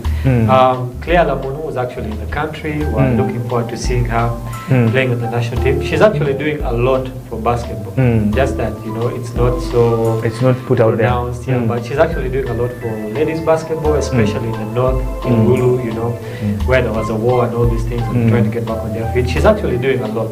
Okay, so that's one of the ladies who's actually supporting ladies basketball. But the Allen Kabugo has a very strong point. Yeah, it's a very women strong point. should also come in to support fellow women. Yes, they should. And that's what I said earlier. It's an eye-opener. Okay, so because this is a call to action. Yeah, it's a call to action. So let's see what the women are going to do. We have a women's commission. Let's see what the plan is going forward. Yeah, because we wouldn't want to miss another window. Yeah, and the thing is, what happens in this case? Are we supposed to pay a fine to FIBA? Are we supposed to serve a ban for not playing? I don't know what is going to happen in this situation. I believe when you pull out, there's a financial implication, because remember the pools now have to be changed and all that, and then it also changes the format of the tournament. Because remember they have to be pools, so it means one pool will not have the same number of what? So if there's a financial thing to it, shouldn't we start fundraising now? Definitely, because I believe you won't take part in the next tournament without first clearing the FIBA fine. So we start now fundraising. We start the fundraising now. Either we do a car wash or something like that. Emma, as we wind up, to the viewers out there, thank you so much for being part of Slam Dunk Basketball. The Silverbacks will be in action on July 8th up against Morocco. Yes, we are away and we need the 6th man. The Silverbacks need you, and remember the game will be live on FUBA's Facebook channel. From me, Silverbacks, we're praying for you. We know that you guys can do this. Let's not go to Cape Verde. Morocco is enough. Let's play the win and come back and sum it up. Prepare for other things. So we're rooting for you guys. We're supporting you guys, and I know what we'll get there. Thank you so much for being part of Slam Dunk Basketball. Stay home, stay safe.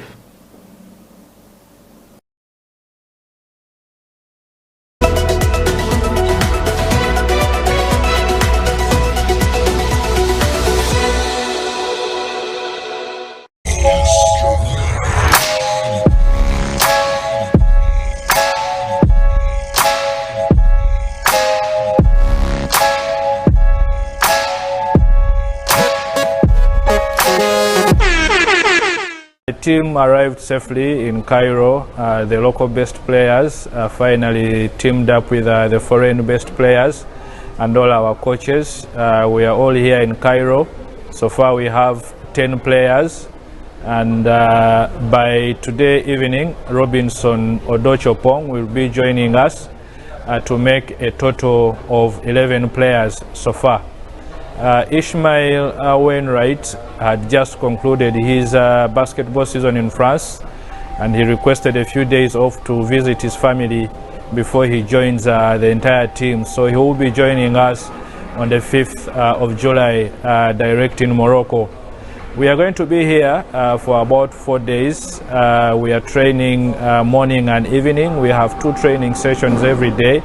Then on 3rd July we shall be traveling to Morocco, where we shall also continue to prepare for the game that will take place on July 8th. We hope that everything goes on well as planned. So far so good. We haven't had any issues so far. The team is in good spirit, and we pray and hope that we put up a very good performance for us to qualify for the finals of Afrobasket in Kigali. That will take place between 24th of August and 5th of September this year.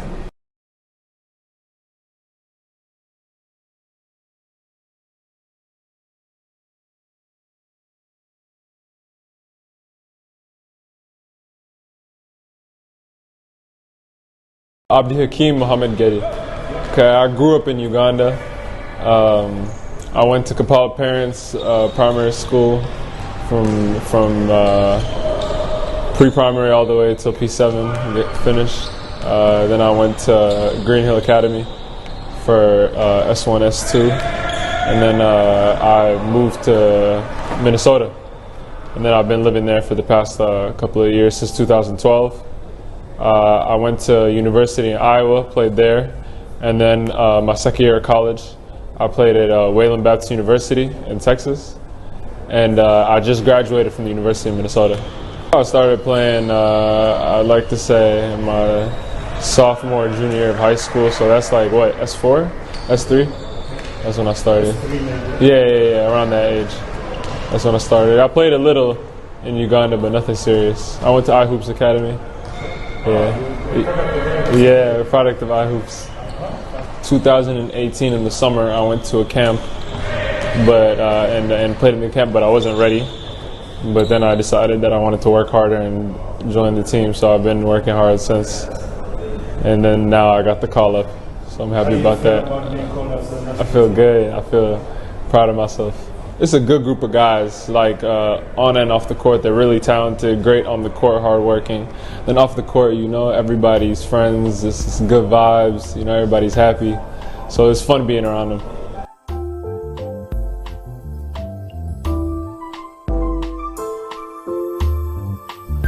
My name's Kieran Ziwa, born and raised in Winnipeg. My father is from Kampala, Uganda, born there. Grew up playing basketball in Winnipeg my whole life. Been playing now for roughly 14 to 15 years. And so the first time I heard about the national team was just over a year ago. Albert had reached out to me via Twitter, and we had been in talks about potentially joining the team one day and being able to represent Uganda. Yeah, so I heard about the qualifiers in February, back in around February, January time, and I was planning to hopefully come and join the team out there, but passport stuff and things didn't work out, so that happened. And then Coach George had called me a couple weeks ago and offered me to come out for this opportunity, and I told him absolutely I'd be down for it. Yeah, so I've met all the guys mostly. I know there's still 2 guys missing, Robinson and Ish, but I've met all the players now, and it's just a great group of guys, great humble guys, very inclusive, very fun, friendly, getting along well. Only had a couple practices to mesh together, but everything is coming along smooth, and I'm really excited for what we can do. And so this group of guys is very talented, very hardworking, and there's just a lot of good energy around the guys that gives positive energy for us, and I feel like that is going to be a big factor for us when we step into Morocco, knowing that it's their home base and their home crowd. So just being able to unite one together and come together is going to be a big thing. To the fans back home in Kampala, I'd like to say hello, hi, thank you.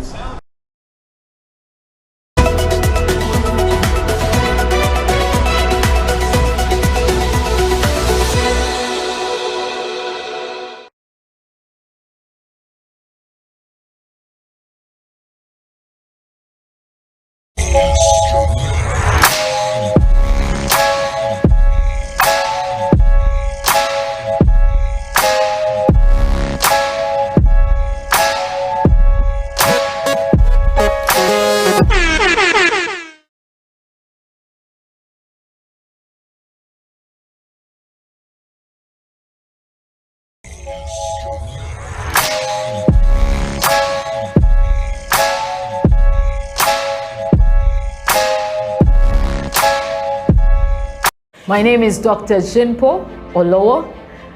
Thank you for watching House of Talent Television. I love to inspire people. I love to talk about my experiences and how God has been able to use me in the different exposures. And through the leadership, through change management and transformation, I've been able to do a couple of things in my life. Now, are you a kind of person who is tired of your status quo? Do you want your situation to change? Are you tired of what is going on in your life? You know, change is a fact of life. We've all been through experiences in the last couple of months that have taken us to a place where we need to do something about our lives. We need to change whatever is going on. So if you have not piled up investment for yourself, you need to do that. If you've not done businesses to hold your family in future, you need to do that. Are you thinking of full-time employment? You need to be thinking about your life after employment or your business in the next couple of years.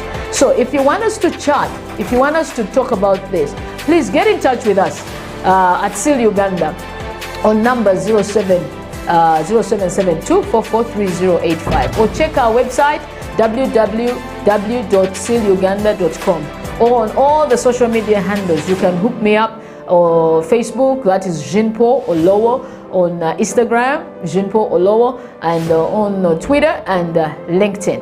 Then we can chat a way forward with you. We can help you, we can coach you, we can walk with you this journey of financial freedom. Thank you.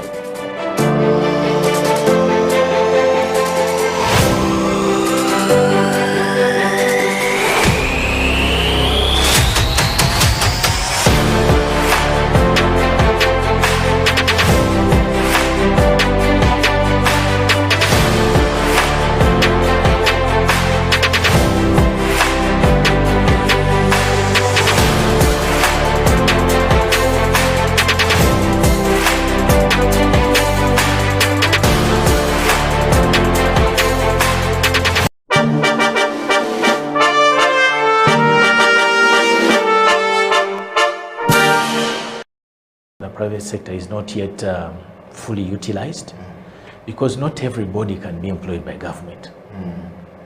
And we are looking at a future whereby more people are employed in the private sector than in government. So I think if we all work hard, if we all work together and invest in the right areas, there's been a lot of talk about value addition in the agriculture sector, in the mineral sector. If there is enough investment in those areas, I think it can create enough jobs for our children and grandchildren. Okay. Yeah. I just want to take you to question number 4, Andrew, which is, let's talk about your journey at City Hall and the foray into the Executive Director's office, which is as Andrew Chitaka, Very and interesting. as well as the Director Engineering. Very interesting. I joined KCCA on 1st November 2011. And before then, I was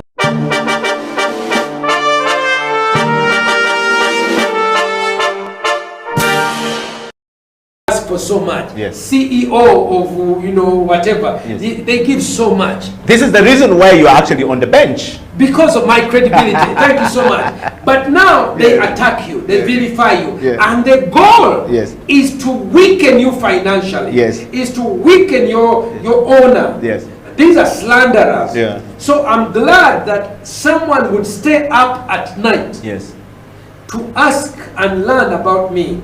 And I pray that in the next 2 months, because I know many Ugandans who travel overseas, when they go there, one of the things, because the media has been so much, and Sam Kutesa, the Minister of Foreign Affairs, has really not done a good job.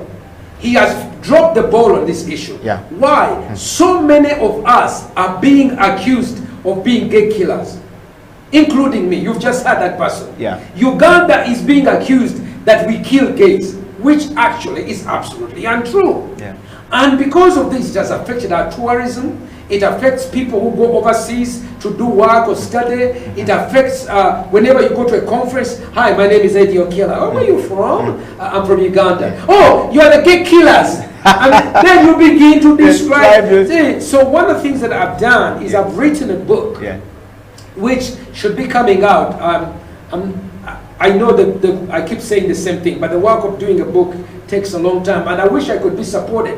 You know, many people who write on this subject, like Sylvia Tamale, she's supported by the Rockefeller Foundation, Carnegie Foundation. There is money.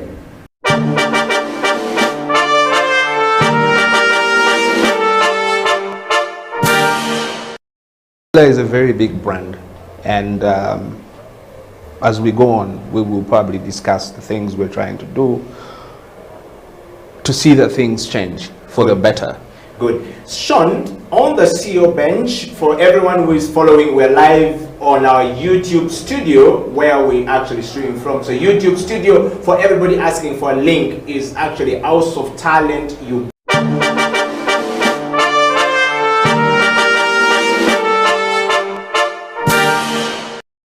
Confident in themselves and what they are offering. I think that's the biggest problem. Like, women will easily settle for a less pay than men would. Mona Onyeto Deke goes on to say, I think this is a comment, says, I didn't know that beauty products are taxed at 60%. Whoa. They are. I pray that changes soon, but they are. So with that challenge of 60%,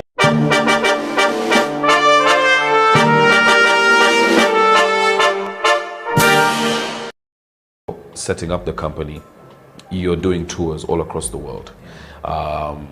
You know, a personal account is great, but how these things are taxed becomes important for you know, for your business later on. As soon as you cross that threshold of 50 million a year, you know, you're now in the interest become more share. Yes.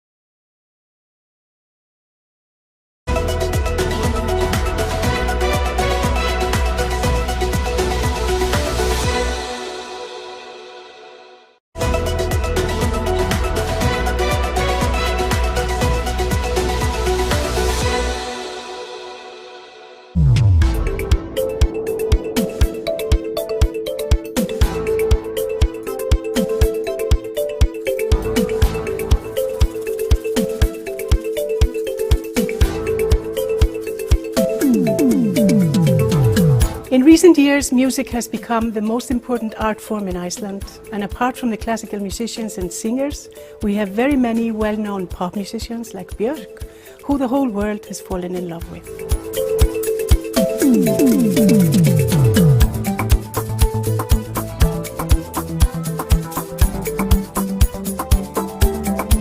My calling was folk music. I've been a folk artist, and that is what I'm still doing. I started by being an apprentice of the late Dr. Albert Sempeke.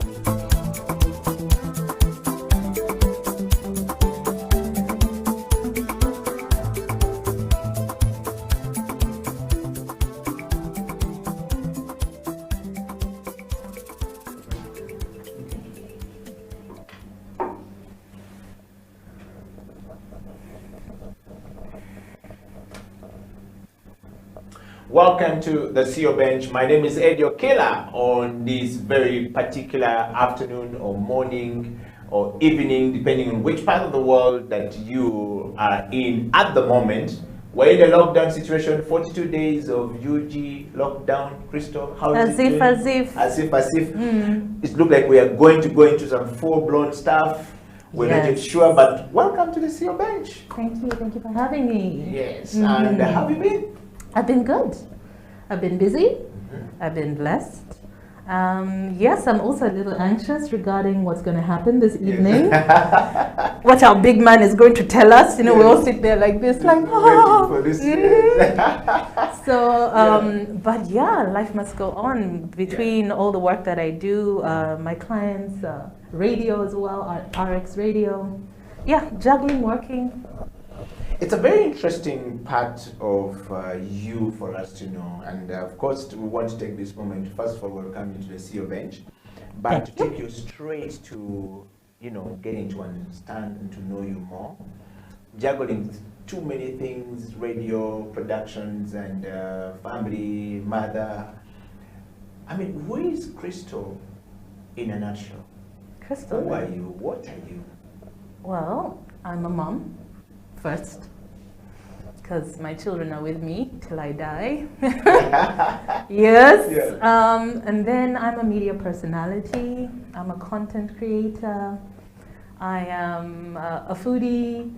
I am, oh my gosh, I am a lover of life. And yeah, and I believe I have a great work ethic. Okay. So, yeah. So, Crystal as an individual, are you Ugandan? Yes, I am. Yes, I am. Yes, I like that question. So, if you're Ugandan, what are the values that define you as Ugandan, Crystal? I love my country. I take every opportunity I have to promote my country, to share the beautiful things we have in our country. And I have a habit where whenever I'm shopping, I'm always checking labels. Always checking labels. And that person, yes, they're like, oh, you know, there's this new product. I'm like, is it made in Uganda? So unless it's something that is not made here, chances are I'm going to try to, you know, support and promote this beautiful country. Okay. I want to take you to something a little bit more personal right now. You know, Crystal as a child growing up, you know, tell me more about your family background and which part of this beautiful country do you come from? And, you know, some people think that you are Mzungu. No! Because of your skin tone, and so many people say, no, she's not here, no, the parents live abroad, we don't know. So before you came to the show, we posted about you, and a lot of people were asking questions, just you know, laughing and seeing all these questions coming from all over the place. Some Ugandans don't even know that you're Ugandan, they think you're an Afghans. And so who is Crystal in that light?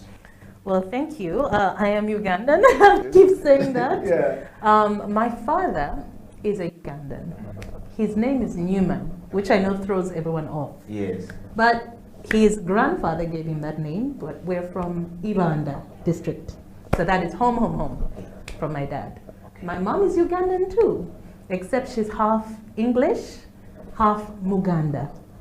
So yes, even though maybe I sound a little different, I'm a bit, what do they say, brown? No, really not brown. Yes. You are really... So I grew up in Zambia.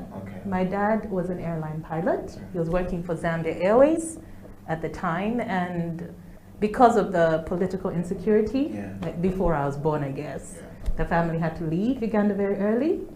So my first years, I was born in Nairobi, then I grew up in Zambia. Then when things started to calm down, we came back as a family.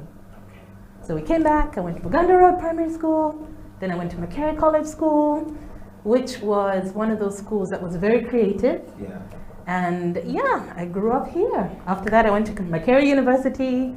I did mass communication, majored in broadcasting, and I've worked in the media ever since. Wow. 20 years of your life has been in the media, and if I'm not mistaken, and a lot of people don't quite understand how that works, and somebody staying in one place for that long and wondering, okay, and then all of a sudden after 2 decades, Crystal say, all right guys, it's enough, I'm out of this place, see you guys, I'm going to do something else. But a little earlier than that, you started doing something. And what was the turnaround time of your life from a personal point of leadership, if you take that through, that you realize I need to move from this point A to point B? I'm talking about leadership at personal level, but before you dive into it, I want you to define what is leadership to you. Well, leadership is, number one, walking the talk. I think there are too many people who talk the talk, but not enough people walk the talk. So you have to be a leader. Leadership has to be seen. It has to be felt. It's something you have to learn from. Leadership is being responsible for, you know, your actions, your decisions, being able to back them up, being able to see other people's strengths, to bring out the best in your team, your family, your friends. That's leadership. You have to be able to identify people's unique talents, unique gifts, and bring out the best in them. To me, that's what I think of leadership. Okay. So, Crystal, this show is about leadership development, personal leadership development, change management, and transformation. You have defined leadership. The question is, are you a leader yourself? I do think so. I believe so. What kind of leader are you? What kind of leader am I? I'm that leader who I feel walks the talk. Walks the talk. I do try to bring out the best in others. You know, on this journey of leadership, you have to understand what your strengths are and your weaknesses are.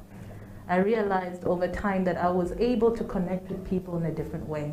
And everywhere I've worked, I've been able to either lift people's spirits up or say, oh, you know, you seem to be really good at this, why don't you try that? And I'm also very good at problem solving, very, very quick at problem solving. So I feel I'm the kind of leader who makes a team feel good about what they do. And yeah, people, I want to believe that people leave after working with me better than when they came in. Wow. So there are 5 different types of leadership that we have. I'm a leadership coach, and I want to just bring to you those 5 in this very first part of the show, just to ask you a question to sort of like know which one you use. And I'm going to give you 5 different leadership approaches that are commonly practiced all across the world, and great leaders use them. So there's laissez-faire type of leader and the leadership approach. And I want you to give an example of which leader you think in the world. Sort of like practice that along the way in your own view once you get it. And number 2 is what we call a democratic leader. And there's an example to that as well. And number 3 is what we call autocratic leader. And there's an example to that kind of leader as well. And number 4 is what we call transactional leader. With people management also means you have to adjust accordingly. So a lot of people do need to be, you know, told what to do. They need to be given a plan and guidance, right? There are people who need micromanagement. Then there are the people who you know are so capable, you can sit back, laissez-faire. You're just like, okay, you understand the brief, you know what to do. Yes. I'm going to sit back and wait for results. Yeah. Then if you have someone who is, you know, lazy, who drags their feet, who doesn't take deadlines seriously, then you're going to need a different style of leadership. So in terms of just saying, what style am I feel like we all tap into different ones, although I like to believe that I'm more of a democratic leader, that style of leadership, because I want everybody on board. They're the people who come out and say, this is what needs to happen. We are going to do it like this, A, B, C, D. But I am like, this is what needs to happen. How do you think we can best make it happen? And yeah, in terms of my leadership style, I would say that it kind of covers it, but everything in life is fluid. Everything in life is dynamic. So I've worked to try and work on all those elements, because also being too much of a micromanager, people are like, hello, are you going to just be here over my shoulder the whole time? So yes, I feel like there's so many different ways that you must tap into different leadership styles. Yes, and it depends on the situation, it depends on the person, and yeah, because I live my life in a way that I feel you keep changing, you keep growing, you keep evolving. So even your leadership style does the same. Okay. So Crystal, you're on the CEO bench. The CEO bench is 1 hour to 1 hour, 30 minutes television program that focuses on leadership, focuses on individual leaders, people who are on the journey to the top, and those who are already on the top, and as well as those who are on the top coming down. When you're on the top and you're coming down, we want to know, how was it on the top? And if you're going up, we want to know, so what is the journey like going to the top? And we want to look at you from a certain point of reference when you've reached a certain point and you're going up there. And you are one such person right now you know, leading and moving to the top.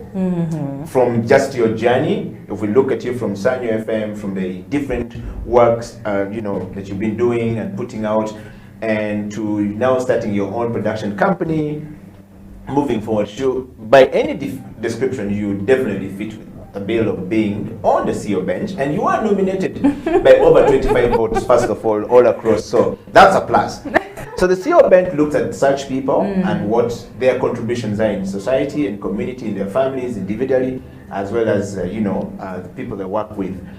So if you're going up, which is your case right now, which I believe. Yes, it is, I think. I'm not up on top. Let's be very clear about that. Yes, you're on your way to the top.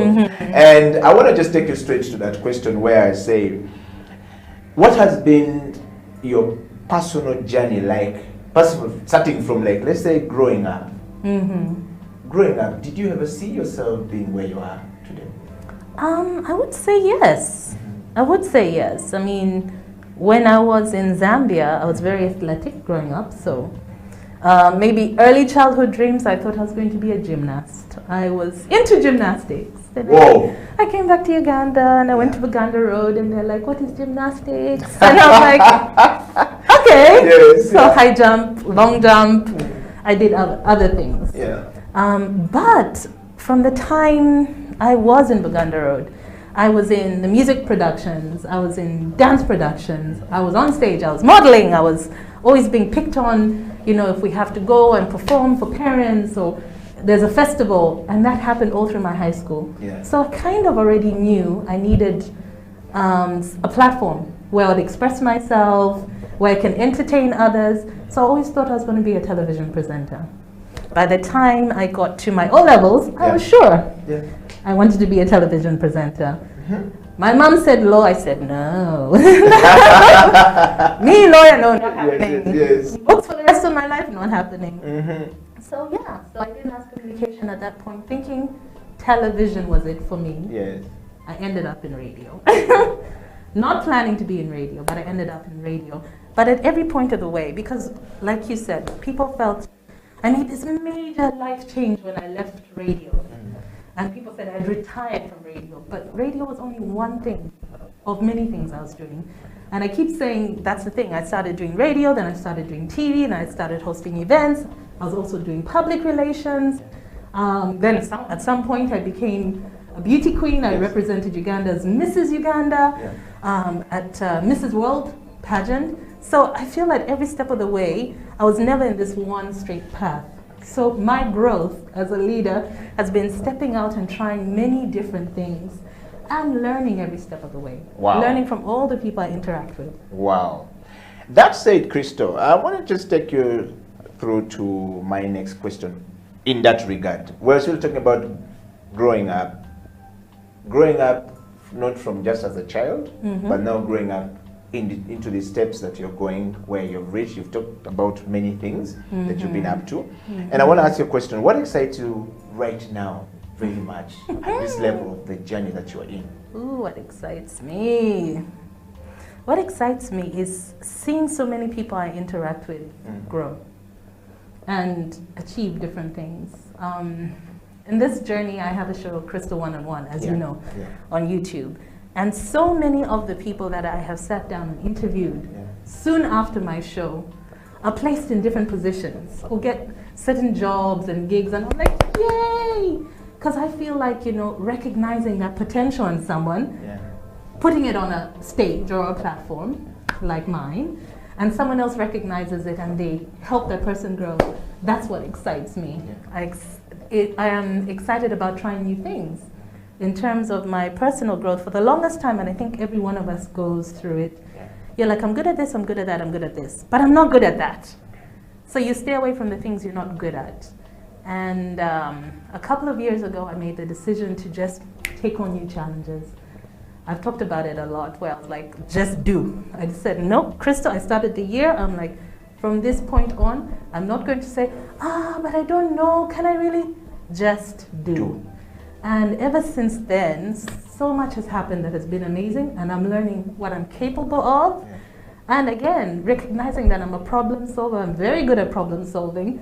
I can bring that to being able to do things. Okay. Mm-hmm. Crystal, a lot of people see you as a person on the ladder, growing, and they do not know what you're looking for in life. Yes, because they just see you. I mean, it's a typical example. I see Crystal, you see me, we're busy, we're there, but all of us are looking for something in life. And we want to be somewhere. We have certain aspirations that we're, you know, striving towards to make it and to get there. So, looking forward to you in your new assignment right now as the founder and the content creator of your own company going forward. I want to know from you, and you've been working with Sheraton, we see you a little bit doing some stuff with Sheraton. Sometimes somebody sent me a message says, is Crystal going to be a chef at Sheraton? Can you ask her if she's going to do? And what dish so we can come and we can enjoy? I'm like, well, I'm not sure whether you understand whether she's going to be a chef or something. But yeah, so question is, what are you looking for in this new assignment of content creator for television? Okay. Well, when you say new, I've been doing this. Okay, Crystal Newman Productions is about 2-3 years old. Yes. So to me, it's not so new. It's not so new. Yeah. But again, new in the sense that you had 20 years of radio, so anybody expected you to content, content creation, Crystal Radio, Crystal FM. We're waiting for Crystal FM or something like that. No, but you know, it's funny that's what I used to hear for the longest time. People are like, why don't you start your own radio station? Yes. I'm like, why do you assume that's my dream? Too many people assume what your dreams are. Yes. And again, I do not like to be boxed in any way. That's why people are like, are you a chef? I'm like, well, I'm not a trained chef, but I love food. Yes. So because I love food, I share my joy and I share my cooking. Okay. So I have Crystal's Bites. People are like, oh, you know, you're the Oprah of Uganda. I'm like, wow, that's a huge compliment. Yes. But at the end of the day, I just love listening to people's stories and sharing people's stories. Because I learn as well as my guests. Then when it comes to being a TV presenter, it comes to being a producer, I'm also enjoying that journey. So I feel like I do not want to be boxed in, and so many people are boxed in, and I'm also one of those people who is against titles. Okay. Because people like titles, and titles again to me are restrictive. So I'm always, you know, trying new things again, but it takes me back to just do. Yeah. That is really where I'm heading. So right now, I'm working at the first online radio station in Uganda, which is RX Radio. A lot of people are like, oh my gosh, that's different, that's new. I'm like, yeah, another challenge. Yes. We can make not as much work. as it would be, I said, Because I did that. And I'm looking for challenges now. Challenges that will push me in different directions. And if along the way, I mean, I learn about more of my gifts, because I believe I've been granted quite a few gifts and I'm thankful for them. I would try to stretch my potential as much as possible. So content creation, how I go about it is I share a lot of my life. It's not staged, it's not artificial, because there are people who, you talked about, like I'm working with Sheraton, I work with very many different clients, but every client I work with, it has to be genuine. It has to be something that fits into my lifestyle and something that people say, yeah, actually, that's for real. Because there are too many people who are like, yeah, I can do this, I can do that. But does it apply to you? Is it who you are? Does it make sense? Because I worked very hard to build my brand. Yeah. Whatever I work with has to be in line with my brand. Wow. Crystal, on that note, the first part of the show, which is leadership, is what we've been talking about. All of that journey you've been talking about is the leadership journey. If you don't have a leadership approach that leads you to the next level, then it's going to be difficult for you to lead yourself to make from point A to point B, and to go into the change management that we're going to be talking about in a bit when we come back from the break. But I want to ask you a question on the leadership journey. I want to ask you, on that note of all the things that you have talked about, if we're to ask you what your understanding of leadership at the personal level, family level, society level, corporations where you have been, as well as the national level, what would it look like from a Crystal perspective? I think leadership in every one of those spaces is about growth. It's about impact on others. What kind of impact do you have on your family, in the corporation you're in, within your friends? What kind of impact? What kind of growth are you having on a personal level?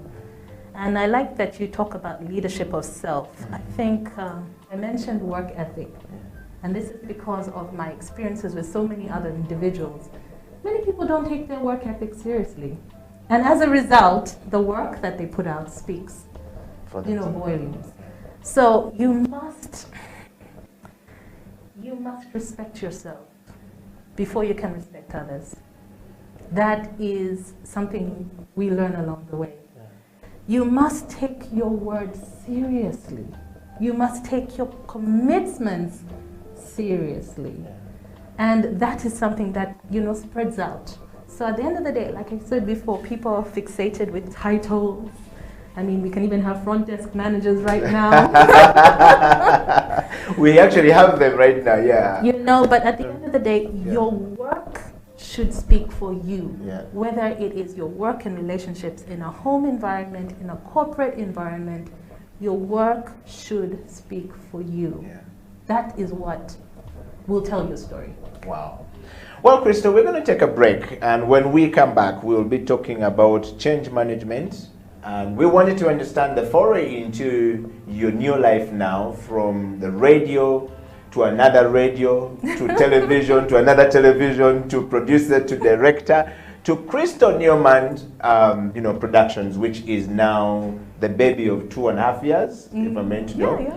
Whose product, that's just legalization. And again, one of many things I'm doing. Yes, exactly. But it's changing life. We want to know what has been the journey like as a person going on the top. So, welcome to the CEO Bench. I'm sure you're enjoying already. We're going for a break, and when we come back, Crystal will be telling us more about change management. This is the CEO Bench.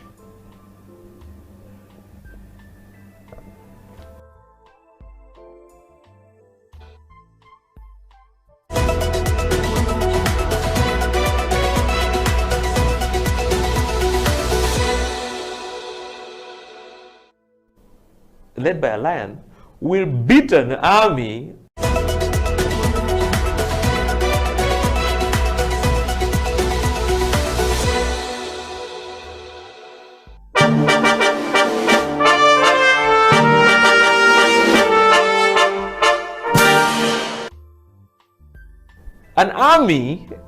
of sheep led by a lion will beat an army of lions led by a sheep. That's a fake. Yeah. So let's be very honest about this thing, and really understand that you need to understand where you lie and where you fall. So it's very important for us to understand that leadership has to be definitive. You can't be laissez-faire. It has to be definitive.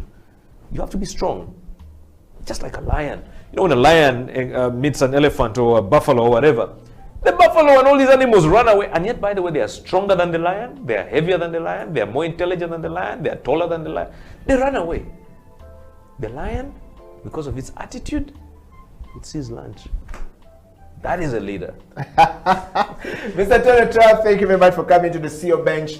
And I want to ask you, so if you were elected the President of the Republic of Uganda today, what would be your first State of Nation address now, as you look into the camera and close the show? I think my first State of the Nation address would first of all to...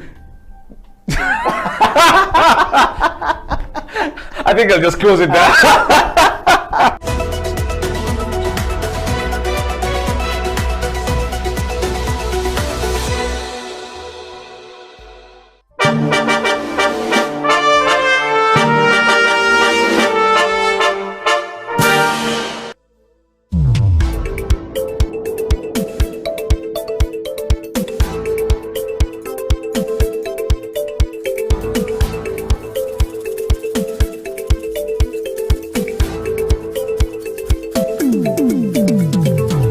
In recent years, music has become the most important art form in Iceland, and apart from the classical musicians and singers, we have very many well-known pop musicians like Björk, who the whole world has fallen in love with.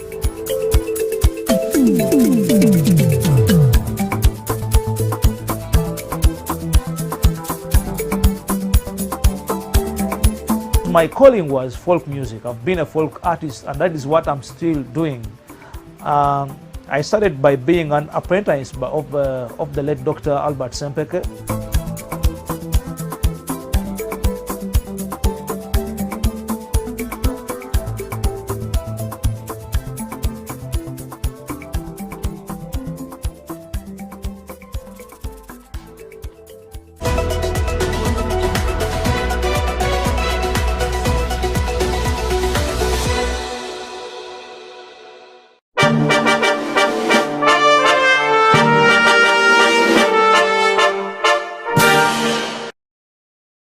it's a CEO bench, so usually people want to assume that all CEOs are overlearned and stuff like that. So I will change the script this time around. I consider myself a certified hustler. If I'm looking to know who you are you Ugandan? If yes, what are the values that define you as Ugandan?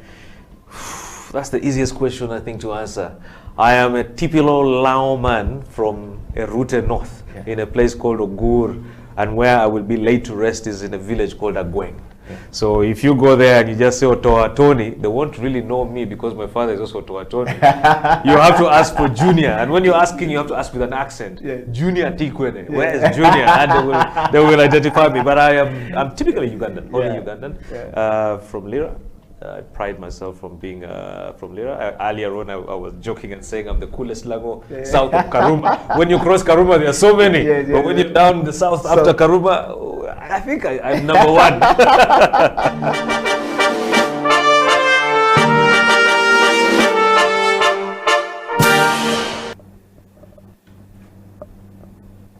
Welcome back from that break. My name is Ed Yokela, and in the studio is Christo Newman, who is the founder and the content creator of Christo Newman Production.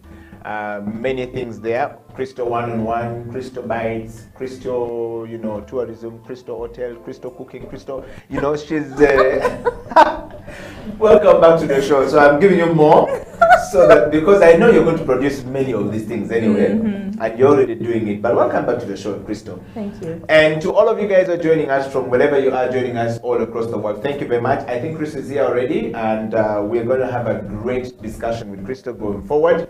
We're diving into change management, and if you've been following, please send us your kisses and disses, please, and we'll be able to respond. Make sure you don't hit the glass house very much. By kisses and disses, I mean please kiss if we're doing very well, diss if we're not doing very well. It's all allowed on the CEO bench, and that's what makes the CEO great. Chris just told us you don't get thrown out of, off balance because your staff is not being good, but you're supposed to be greater with your staff, or making your staff look what? Greater? Because he said that if your staff is not greater than you, then you're not doing a good job. Yes. If the people around you, the people you're working with, are not Exactly. growing and getting better and learning something new, then you as a leader, you're failing. Yes. Christo, on that note, I am a transformational leadership coach, and I've been practicing this for a very long time, and I train a lot of executive people. Along the way, I found out that I wrote this a few years ago when I was designing a course for some of the universities here, leadership at diploma level, advanced diploma level.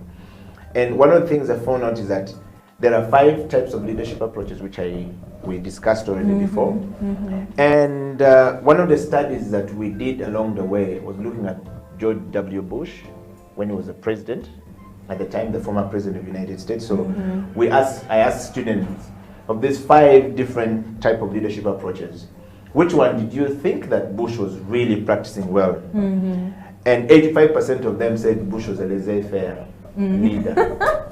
And then, so laissez-faire leader is a leader who leaves everything to everyone, but forgets that at the end of the day, you will be held responsible. You'll be held accountable. And responsible and accountable for your actions or whatever action your team has made. And I saw that in his book later on when he said, he sort of like talked about Dick Cheney, who was his person, and what happened. He says the decision to go to Iraq wasn't okay. I was, not given the right information.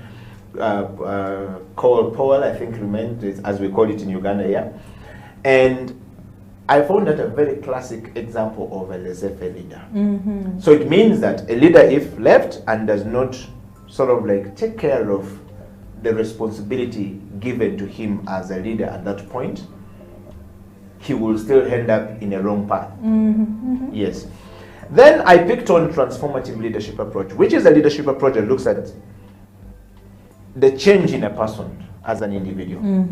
And that change in a person as an individual should cause change first in you, and then in social systems of a nation or a society, whatever it is, or whichever classification we're talking about, as well as, turning followers into leaders, which you've talked about. Now, on that note, When you're managing change, you need to fuse all of this. Yes. At some point, you want to be an autocratic leader who just dictates. But we all know that autocratic leadership has its own space and time. And when the time comes, it's a militaristic approach to things where you order. Yes, you do it. You don't do this, I will do this. They will do it and give you results very quickly. But along the way, it will break. And when it breaks, it has a very disastrous end. We have seen that as well. That said, when managing change, you have to use all of those 5 different leadership approaches. Yes. Crystal, moving from one place to the next, for Crystal, was a huge journey. I guess. Environment and style.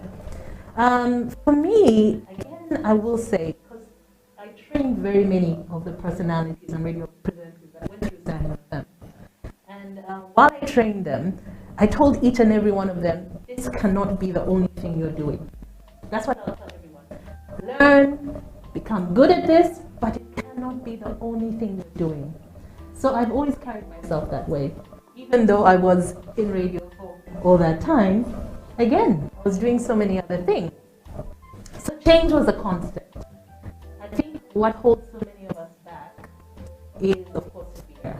And maybe just not trusting yourself enough to, can I really do this? Can I really do that?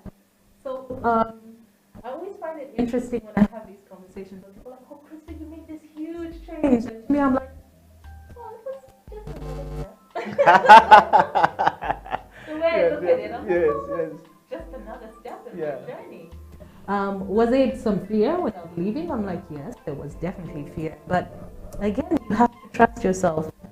And failure is part of this journey, And I think that's the thing, especially when you said now people are looking at you, you made a name for yourself, they've put you up on some pedestal. People put me up on a pedestal, I'm like, can I please come back down?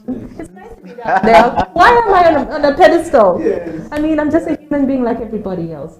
So change has been every step of the way for me. But it just got to a point where I had to make some bigger decisions that maybe shook the foundation of what people saw me as. So it's just been a journey of let me do this, and let me try that, and let me try that, and let me try this. So that's why you'll see me doing so many different things. I mean, once in a while I'll have a little bit of fun and sing a little bit, and people are like, oh my God, Krista, you should be a singer. No, that's not my path. It is not my path, but I mean, you just have to take change as it comes. We fight change, we're so scared of change, but it is part of life. Our bodies change, our faces change. I wish I looked like I did when I was 18, but I don't. I mean, yes, you may lose a job instead of leave a job. You may lose your business may grow. You may suck at something, and then you write it down and say, yeah, I am not good at this. Maybe I should try that. So it's just part of the process, I should say, and accepting it and then dealing with it. Because a lot of life is about how we react to the things. Yes. Wow. Crystal, on that note, what is your understanding of change management, and which principles do you always apply when moving out, if at all? And how do you communicate as well as manage the process of where you are going when you land? Most people land in the next place and people say, she has come, I'm leaving. Then what? Yes. And then some people come and say, oh, thank God we have a new manager. Oh God, I was about to leave this job, now I'm staying. So it requires that change is communicated. Prepare people mentally, prepare people emotionally, not really very much financially, but also you need to prepare them financially by extension, that you tell them that, look, when I leave, things might change here. So if you don't put your financial position in order, you're definitely likely to have a problem. Your understanding of that, and have you been managed to communicate this change? If you have communicated, what did you communicate to them? Okay, I love that you talk about communication, because 2 things are core to success. Whether it's personal development or business or career, one is customer care. Every one of us is responsible for customer care. Even if it's your own colleagues at work, how you relate with other people is customer care, and how, you know, how you handle these interpersonal relationships. Number 2, communication and effective communication. We hear so much about effective communication. We talk a lot about communication, but from my experience, I understand communication comes first with listening. You have to listen. If it's a matter of communicating something new to your team, you can, you know, present whatever new information is there, and then you get feedback, you see, because too many people feel communication is a one-way street, and then it's not effective because you don't come away learning something new. So in every step of the way, I really try to listen and learn from whoever I interact with. Listening is, I feel like a superpower. A good listener, yeah, it gives you an edge because you see so much more. And right now we're also talking about emotional intelligence. Emotional intelligence is not just words.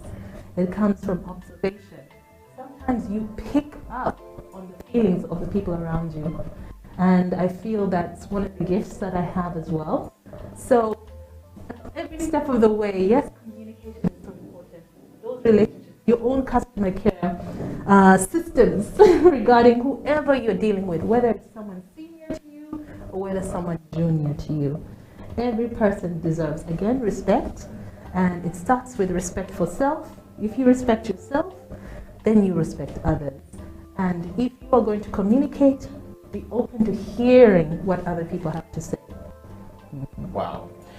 Crystal, that said, let's take you back a little bit to leaving Sanyu FM, rather. Leaving Sanyu FM after 18 years or so of you working there. How did you arrive at the decision that now I have to go and I'm going to start doing A, B, C, D? Many of us are stuck in the job. We don't know how to leave, when to leave, or when to let go. Sometimes we have outgrown the organization, or the organization have outgrown us, and we don't know, or we're no longer adding value to the organization, but we are stuck because we don't know where to start from when we leave, or what to do when we move. So this show is about bringing people like you onto the show to talk about change management and the journey of that change and how you manage it from a personal perspective, that giving the viewer an insight into your decision-making process so they can learn a thing or two from you. Well, I guess it comes down to, you know, you have to challenge yourself in other ways. You said people get stuck in a job doing just the one thing, and that's because they're comfortable. That's because that's the only thing they want to do. But, as I said before, life happens, change comes our way, and we have to adjust accordingly. You cannot be static for any amount of time in your life. Things will always change. So yeah, for me, leaving Sanyu was just about a matter of knowing I needed my time. There was so much more I was doing. There was so much more I could do. And one of my biggest issues was I did not have the time. Because even though my show was just a few hours long, Monday to Saturday, 6 days a week, I had to be in one place at a certain time, right? Or a certain period of time. And that meant there's so many other things I couldn't do. So number one, it was understanding I had all these opportunities that were lining up in front of me, and I had to turn so many of them down because of this commitment I had. Number two, realizing I wanted a change in my life. How did I know? I just knew. I can't tell you. Some terrible, terrible thing happened. Of course, I will not lie, it was a very toxic work environment, but I had been there for years. I understood how to navigate it. That wasn't a problem. But it was just time for me. I knew it was time for me to move on. I knew it was time for me to do something different. And I knew it was time for me to take back control of my time. I think that was the most motivating thing. Okay. I needed to take control of my time and use it for myself and my development, and that's what I'm doing. Wow. Crystal, we're going to take a break, and when we come back, we will ask you 2 more questions about change management and dive into transformation as we bring the show to a close. And we want to say thank you very much for all those people who are watching from all across the world. We want to hear from you. what questions do you have for Crystal? If at all you have one, please share it on the comment section or send us a message or email. We'll definitely reach out to Crystal and make sure that Crystal responds to you, or she can even respond to you right now. And we encourage all of you guys who don't have really time to write right now, or you want to reach out to ask a question which is a little bit more private on understanding how you can change your journey, that's also open for you. The CEO Bench will be right back after the break.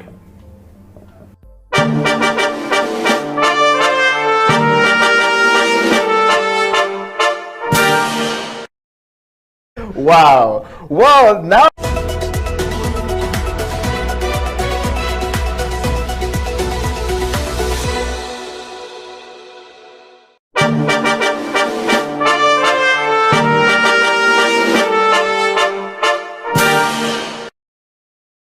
it's a CEO bench, so usually people want to assume that all CEOs are overlearned and stuff like that. So I will change the script this time around. I consider myself a certified hustler. if I'm looking to know who you are you Ugandan? If yes, what are the values that define you as Ugandan? That's the easiest question I think to answer. I am a typical Lao man from Erute North, in a place called Ogur, and where I will be laid to rest is in a village called Agweng. So if you go there and you just say Otoa Tony, they won't really know me because my father is also Otoa Tony. You have to ask for Junior, and when you're asking, you have to ask with an accent. Junior Tikwene, where is Junior? And they will identify me. But I'm typically Ugandan, only Ugandan, from Lira. I pride myself from being from Lira. Earlier on, I was joking and saying I'm the coolest Lango south of Karuma. When you cross Karuma, there are so many. But when you're down in the south after Karuma, I think I'm number one. Wow. Well, now that you know Tony Otoa is Ugandan, and of course, what are the values that define you as a Ugandan? I think it's the love for country, love for nation. You know, truth be told, the country is in a lot of, it's a crisis. Leadership crisis, economic crisis, social crisis. There's so many mismatching areas. But at the end of the day, it's home. You know, you cannot run and abandon your home because of the issues in your home. I think that then creates an opportunity for you to do something to change what's happening and what you see as a crisis. So in terms of what I see as a value, or what I take out of that for me, I think is just the love for country, the need to serve country the best way I can. And I mean, I can't say I can change everything, but the little I can do to create a difference, I think is more meaningful. Wow.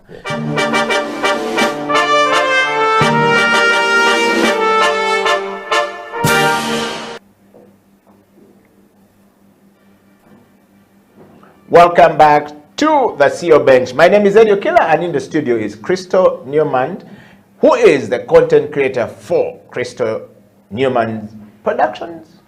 Many things in there. You have a TV program, reach out to Crystal, and you will definitely, have your content out. Not so? Welcome back to the show, Crystal. We want to take you straight to my next question here on change management, which is, not everyone, again, find it very easy. I understand. To make that decision. Some have been offered the opportunity to grow in that place. But if they leave the organization and start something new, they're definitely going to be earning even a little bit more money, time that they'll get on their hand, or whatever they want to do, to be able to do as much or as many things as possible, their personal development, growth, and so on and so forth. Now, the secret of that is not found in everyone. If you are offered a job at Sanyo FM at the time you have made a decision to leave, would you have left? What do you mean? If you are offered the job Something to say, more. to say, Crystal, you are now the next MD, because I think the program manager would have been very small for you. I had already been the program director. Yes. So if they say you stay, no, it won't make sense. Assuming you are given a job to stay there as, an MD, what would be your story like today? Would have been a no. Why no? Because again, what I'm saying about the expectations, people project their dreams and expectations on you. People are like, you know, next step for you is you're going to be the managing director, and then, you know, you're going to own your own radio station. And I'm like, no, what makes you think radio is the only thing I want to do? Because I'm passionate about TV, I'm passionate about people, I'm passionate about conversations, I'm passionate about food, so many different things. So again, I don't like to be boxed into one place. Yes. I did say it was a very toxic work environment. Yeah. I had gotten to a point where I was using my own resources to develop my show, my features. So things like my YouTube channel, that was all me. It was my own money that I was investing to film and get that content. Getting all the guests to come in and perform and all these different things I did on the show were all personal endeavors. Yeah. And in some cases, my own financial investment on a personal level. Yeah. So it also got to a point where I wanted to do so much more. And if you're in an organization, you have to work together. Yeah. If you find that, you know, you are trying to develop and you're on a trajectory Yeah. towards something, and the organization you're in is not willing to do anything extra to get you there, Yeah.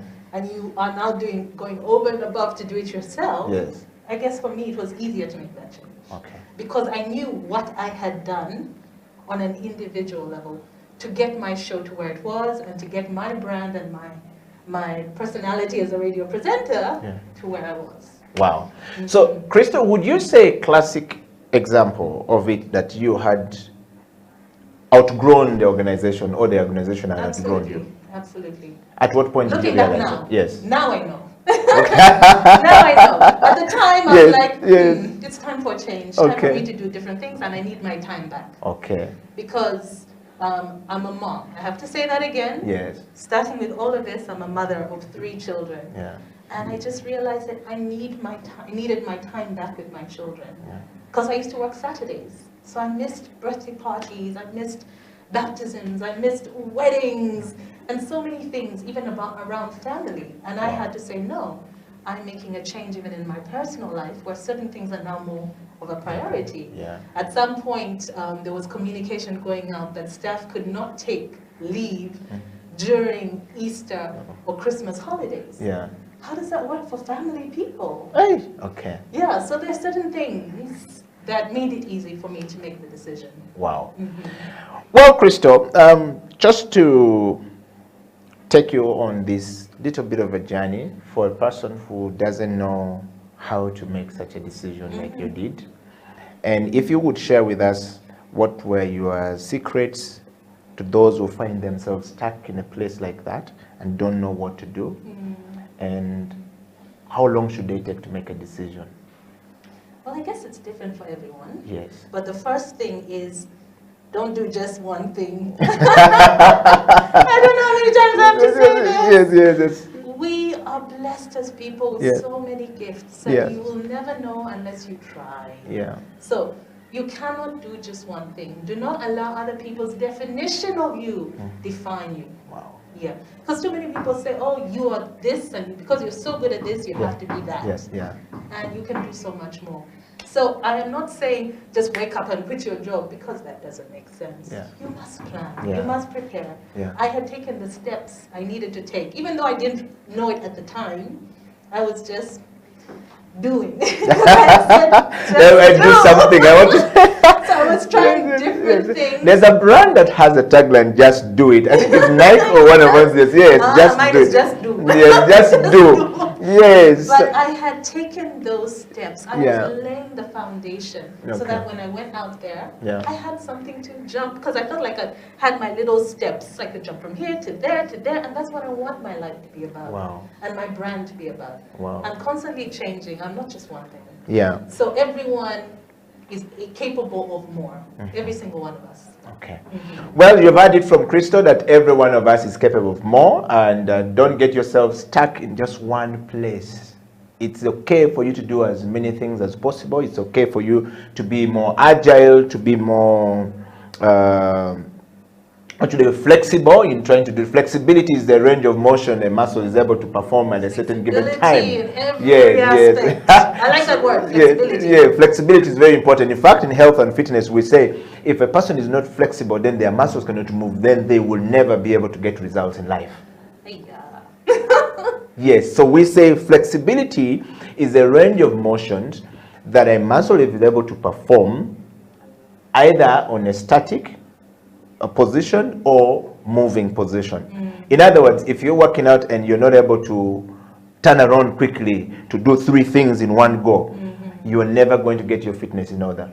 You're always not going to be healthy. And there's a huge difference between being healthy and being fit. Oh, yes. Yeah, so most people are either healthy or not, or unfit, or very fit and very unhealthy, which means being healthy and being fit are totally 2 different things. Being healthy means that you are able to go for a longer period of time without falling sick or being disturbed by any disease at all. And being fit is the ability of a human being to go for a longer period of time, or rather a distance, without getting tired. So for example, if you decide to say, Chris, I'm going to walk all the way from Kampala to Entebbe today and back, you will be able to do that. That's 45 kilometers walk, and then you have to walk back. So if you walk from here to Entebbe and get there and you're okay, and not walk there and say, oh, the legs are swollen, she's gone, I mean, we have to just lift her straight to the hospital, then we say it's a problem. So many of us are not flexible in our jobs, in our employment, and we find ourselves stuck and we become sick, and in that process, we die. Real losing life. Crystal, thank you very much for coming to the show. Now we're going to the transformation. The transformation of a person is very important. Of a community is very important. We want to start from the transformation of Crystal as a person. You've transformed yourself quite rapidly. Really? Yes, to owning a company and becoming a production house that a formidable one that somebody can rely on, dependable. And we can see 5 years of Crystal one-on-ones, all those episodes. Tell us about Weekly it. basis. Yes. I don't know how I do it. I've had people on TV production saying, yes. So how do you do it? Yeah. And again, it's because my focus is on doing the work. I think we forget that sometimes. Yeah. You know, they say eye on the prize, eye on the ball. I focus on doing the work because I feel if you do the work, your work will speak for you. If you do the work consistently, your work ethic will speak for you. Yeah. If you meet your obligations and you go over and above for your clients, then that will build your relationships for you. Yeah. So yeah, it's been that. So I want to ask you, so what does transformation really mean to you from a Crystal one-on-one perspective? Transformation to me is growth. Again, we grow in so many ways. We grow in our relationships, we grow in our careers, we grow in business, and we grow in terms of our personal relationships with ourselves. Yeah. So transformation, it doesn't mean you have to completely change, go from white to black. I feel like transformation can be white, slightly gray, a little more gray, full gray, you know, you find your way. Transformation is in terms of how you gift yourself, how you take care of yourself, because also if you start with respect, you start with respecting your commitments to others, then you know that will transform the people around you. It will transform your friends, it will transform your family. So transformation again starts with yourself and also viewing yourself as someone who's able to be flexible. Wow. Because if you're flexible, I mean, yes. So transformation, I feel I am a work in progress. Thank you for saying I've transformed over time. Yes. Again, I'm still just pushing myself, taking on challenges, and yeah. Because why I ask you that question? Because a lot of people are in the media. And in the media space, a lot of people have left their jobs at their morning radio program or afternoon. You were doing drive. And coming out of there, they tend to do the same thing, but from this side, and it doesn't work. And then they get frustrated, and then you see so many people running around, and they're everywhere. And before we know it, says, I'm frustrated. And I'm saying, but we thought that by leaving the job, you're meant to transform yourself. And that transformation should be able to transcend down to the people around you, to your family first, to the people around you, to the community, to the nation.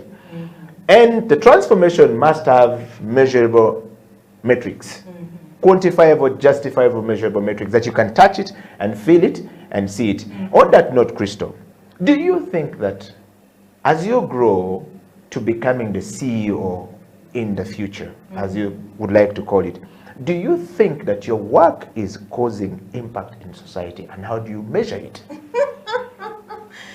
Oh my gosh, I believe so. Absolutely, I believe so. It's not only my interactions, it's a lot of what I've been able to do is based on the networks that I have made and the relationships I have made over the years, which is why I'm able to do so much more and work with so many different clients. Because I like what you said, you know, sometimes people will leave TV and the only thing they'll do after that is TV, right? Whether it's behind the camera, in front of the camera. And I feel that the relationships I have with so many different people have allowed me to do more than what I was doing before. So it's been a very, very interesting journey, I will say. And I feel, you know, life, we can't just be here and just say, oh, this is what I am. I mean, you never know if you're here tomorrow or not. I think, especially with COVID-19 now, that's becoming very clear. Yes, we have to keep changing, moving, and for me, it's also not getting too comfortable. It's easy as human beings to get comfortable, especially when things are good. Especially when things are good, and especially if you listen to other people who are telling you that you've made it, telling you that you're up there, telling you that you're all that. Humility is such an important thing in life. Wow. Yes. That's one thing we get from you very clearly. Well, Crystal, our time is fast spent, but I want to take you through to 2021. What is the best thing that has happened to you in this year? Yeah. The year is so not far done. Yes. The year is so not far. done. We're in the middle of the year, new financial year, new everything. 2020 was a different year altogether. It started from March, and the tendency of, you know, seeing ourselves in 2021, a little bit of 2020 repeating itself, given the COVID-19 situation all across the world. So it's just befitting to ask, what is the best thing that so far has happened to you in 2021? Okay, the best thing. It's so hard to pick because there's so many good things. Crystal 101 is one of the things. Crystal Bites is 101, yes. Crystal one-on-one I've been doing for a long time, and I'm still having beautiful conversations. But the fact that I'm also able to have beautiful conversations on RX Radio. I do The Groove, which is like a drive time show, and I have a feature called The Groove Cafe. And now I'm having conversations with people who are in education, people who are in the beauty industry, teachers, students, podcasters, farmers, scientists, and having all these amazing conversations on the Groove Cafe, which is on RX Radio. And the fact that it's the first online radio station, and we've had such an amazing response. We reach out to people, they're very happy to come on the show, very happy to give their time. So I would say that one of the best things that has ever happened to you, is the learning that I'm getting right now from my guests on RX Radio and all the platforms, really. Just my interactions with other people, because it's such a gift. No, people don't have to sit down with me, talk to me, but yeah, they're gracious enough to give me their time. Wow. And on that note, Crystal, let's talk about the most important thing that our viewers or followers of the CEO Bench who nominated you should know about Crystal. You know, I can be goofy too. Well, we still remember you from the drive days, so really, life, I mean, life is never that serious. Yes. So the question is? What are the most important thing that our followers of the CEO Bench, those who nominated you to come to the show, to get to know you, to have an insight in what you are doing right now, you know, should be able to know about you going forward? Well, I guess it's that I like to infuse fun into my life. I'm very passionate about what I do. I'm passionate about everything I do. I'm passionate about people, and I believe that I am still on this journey. There's so much more for me to learn. There's so much more for me to do.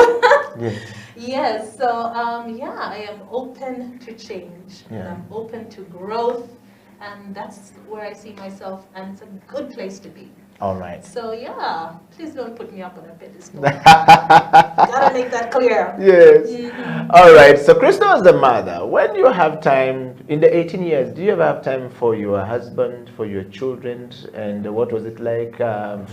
Read stories of ladies who are doing shows, morning or drive shows, that say it was the most difficult thing they've ever had to endure and going through. Some have a very, says my husband almost left me, my children almost completely forgot about me because I was never there in their life. And so it's, if there's anything I would never do is to go back to their life. My daughter will not do that, my son will not do that.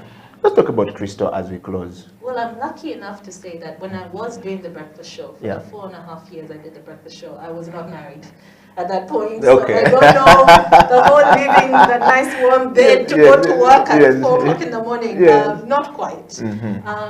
Yes, I mean, you have to, of course, find time. Yes, there are times when I look back where I was so busy. I mean, I used to have 3-4 jobs at the same time. So it was go, go, go, go, go the whole day. But the one thing I always tried to do was make my mornings for my children. Okay. At least when they were young, from the time they were born to about 5 years old. I thank radio for that flexibility. Okay. I could be home in the morning. So I tried as much as possible to make sure my Sundays were family time. And I still do.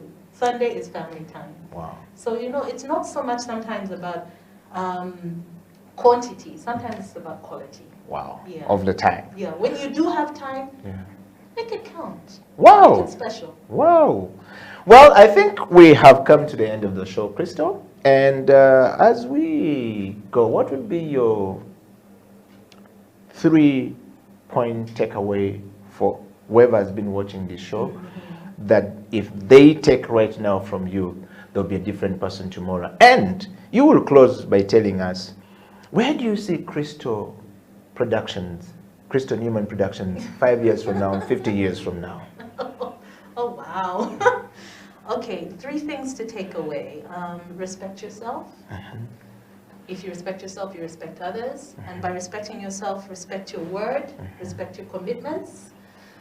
Too many people make promises they don't keep, and then I can't trust you. People can't trust you. Allow yourself to grow, allow yourself to fail, allow yourself to do other things. Don't allow other people to define who you are, to define what your dream is or what path your life has to take. So I guess those things. Remember that you never stop learning.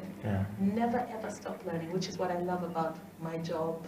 Well, my jobs. The different things I do, I am constantly learning. Yes, and in terms of where I see myself in the next 5 years, of course, it is all up to God. I will say, hopefully continuing to change lives and share meaningful content. Meaningful content that other people can use and apply to their lives. That's what I'm looking at. Wow. Thank you very much for coming to the show, Crystal. And fun question as you go. Ladies have been rising up to the occasion of late. Okay, we've got women presidents, a woman president, or women presidents, and yes, about time, and yes. So, assuming today Crystal is elected the president of the Republic of Uganda, what would be your first State of Nation address to the country called Uganda? Oh my goodness, where would I even begin? Well, because of the relation, the state of the nation right now in terms of COVID-19 and the pandemic, Yes. I think that health workers would, number one, be given anything they ask for. Men or women I would only? pull back on security. Yes. I would pull back on all the security detail for every important person. I mean, why must every important person have a police patrol? You're Ugandan, I'm a Ugandan. Yes. We all have a right on the road. So, don't get me to that. But yes, all the unnecessary spending, the number of parliamentarians we have, is it necessary? Can't we do more with less? So I think I would first sit down on that, see how can we do more with less, and who is most deserving for, in terms of how much they're sacrificing for Uganda right now. Maybe I shouldn't be a president. But that's what I would do. Well, you never know. The days and the hours are ticking faster for women, and we're seeing women rise to the occasion. But thank you very much for coming to the show, and thank you very much for honoring our invitation, and of course for, you know, giving your time to the people who nominated you. We know that as of now, we have a nomination for you already at about 10 to talk about radio only for the girls who end up in radio and the situation they go through in radio. Talk to Crystal, bring Crystal back so that we know from her how was she able to manage, because I think a lot of girls who ended up in radio lost a lot, and some of them have lost their direction. So that's why people are beginning to describe you as the, you know, the Winnie Oprah of Uganda, or among the great women around, you know, the East Africa. So, well, when that vote comes, we'll definitely bring you back. Our job is to make sure we bring you and you speak to the people who want you to speak to them. And for now, we want to say thank you very much for coming, and looking forward to your last word as we sign out. Oh, be blessed, and yeah, keep pushing yourself to do more. Never forget to be grateful for your blessings. Though. Wow. It's a wrap from the CO Bench. Until next week, same time, same place. God bless and stay safe. Don't go with COVID-19.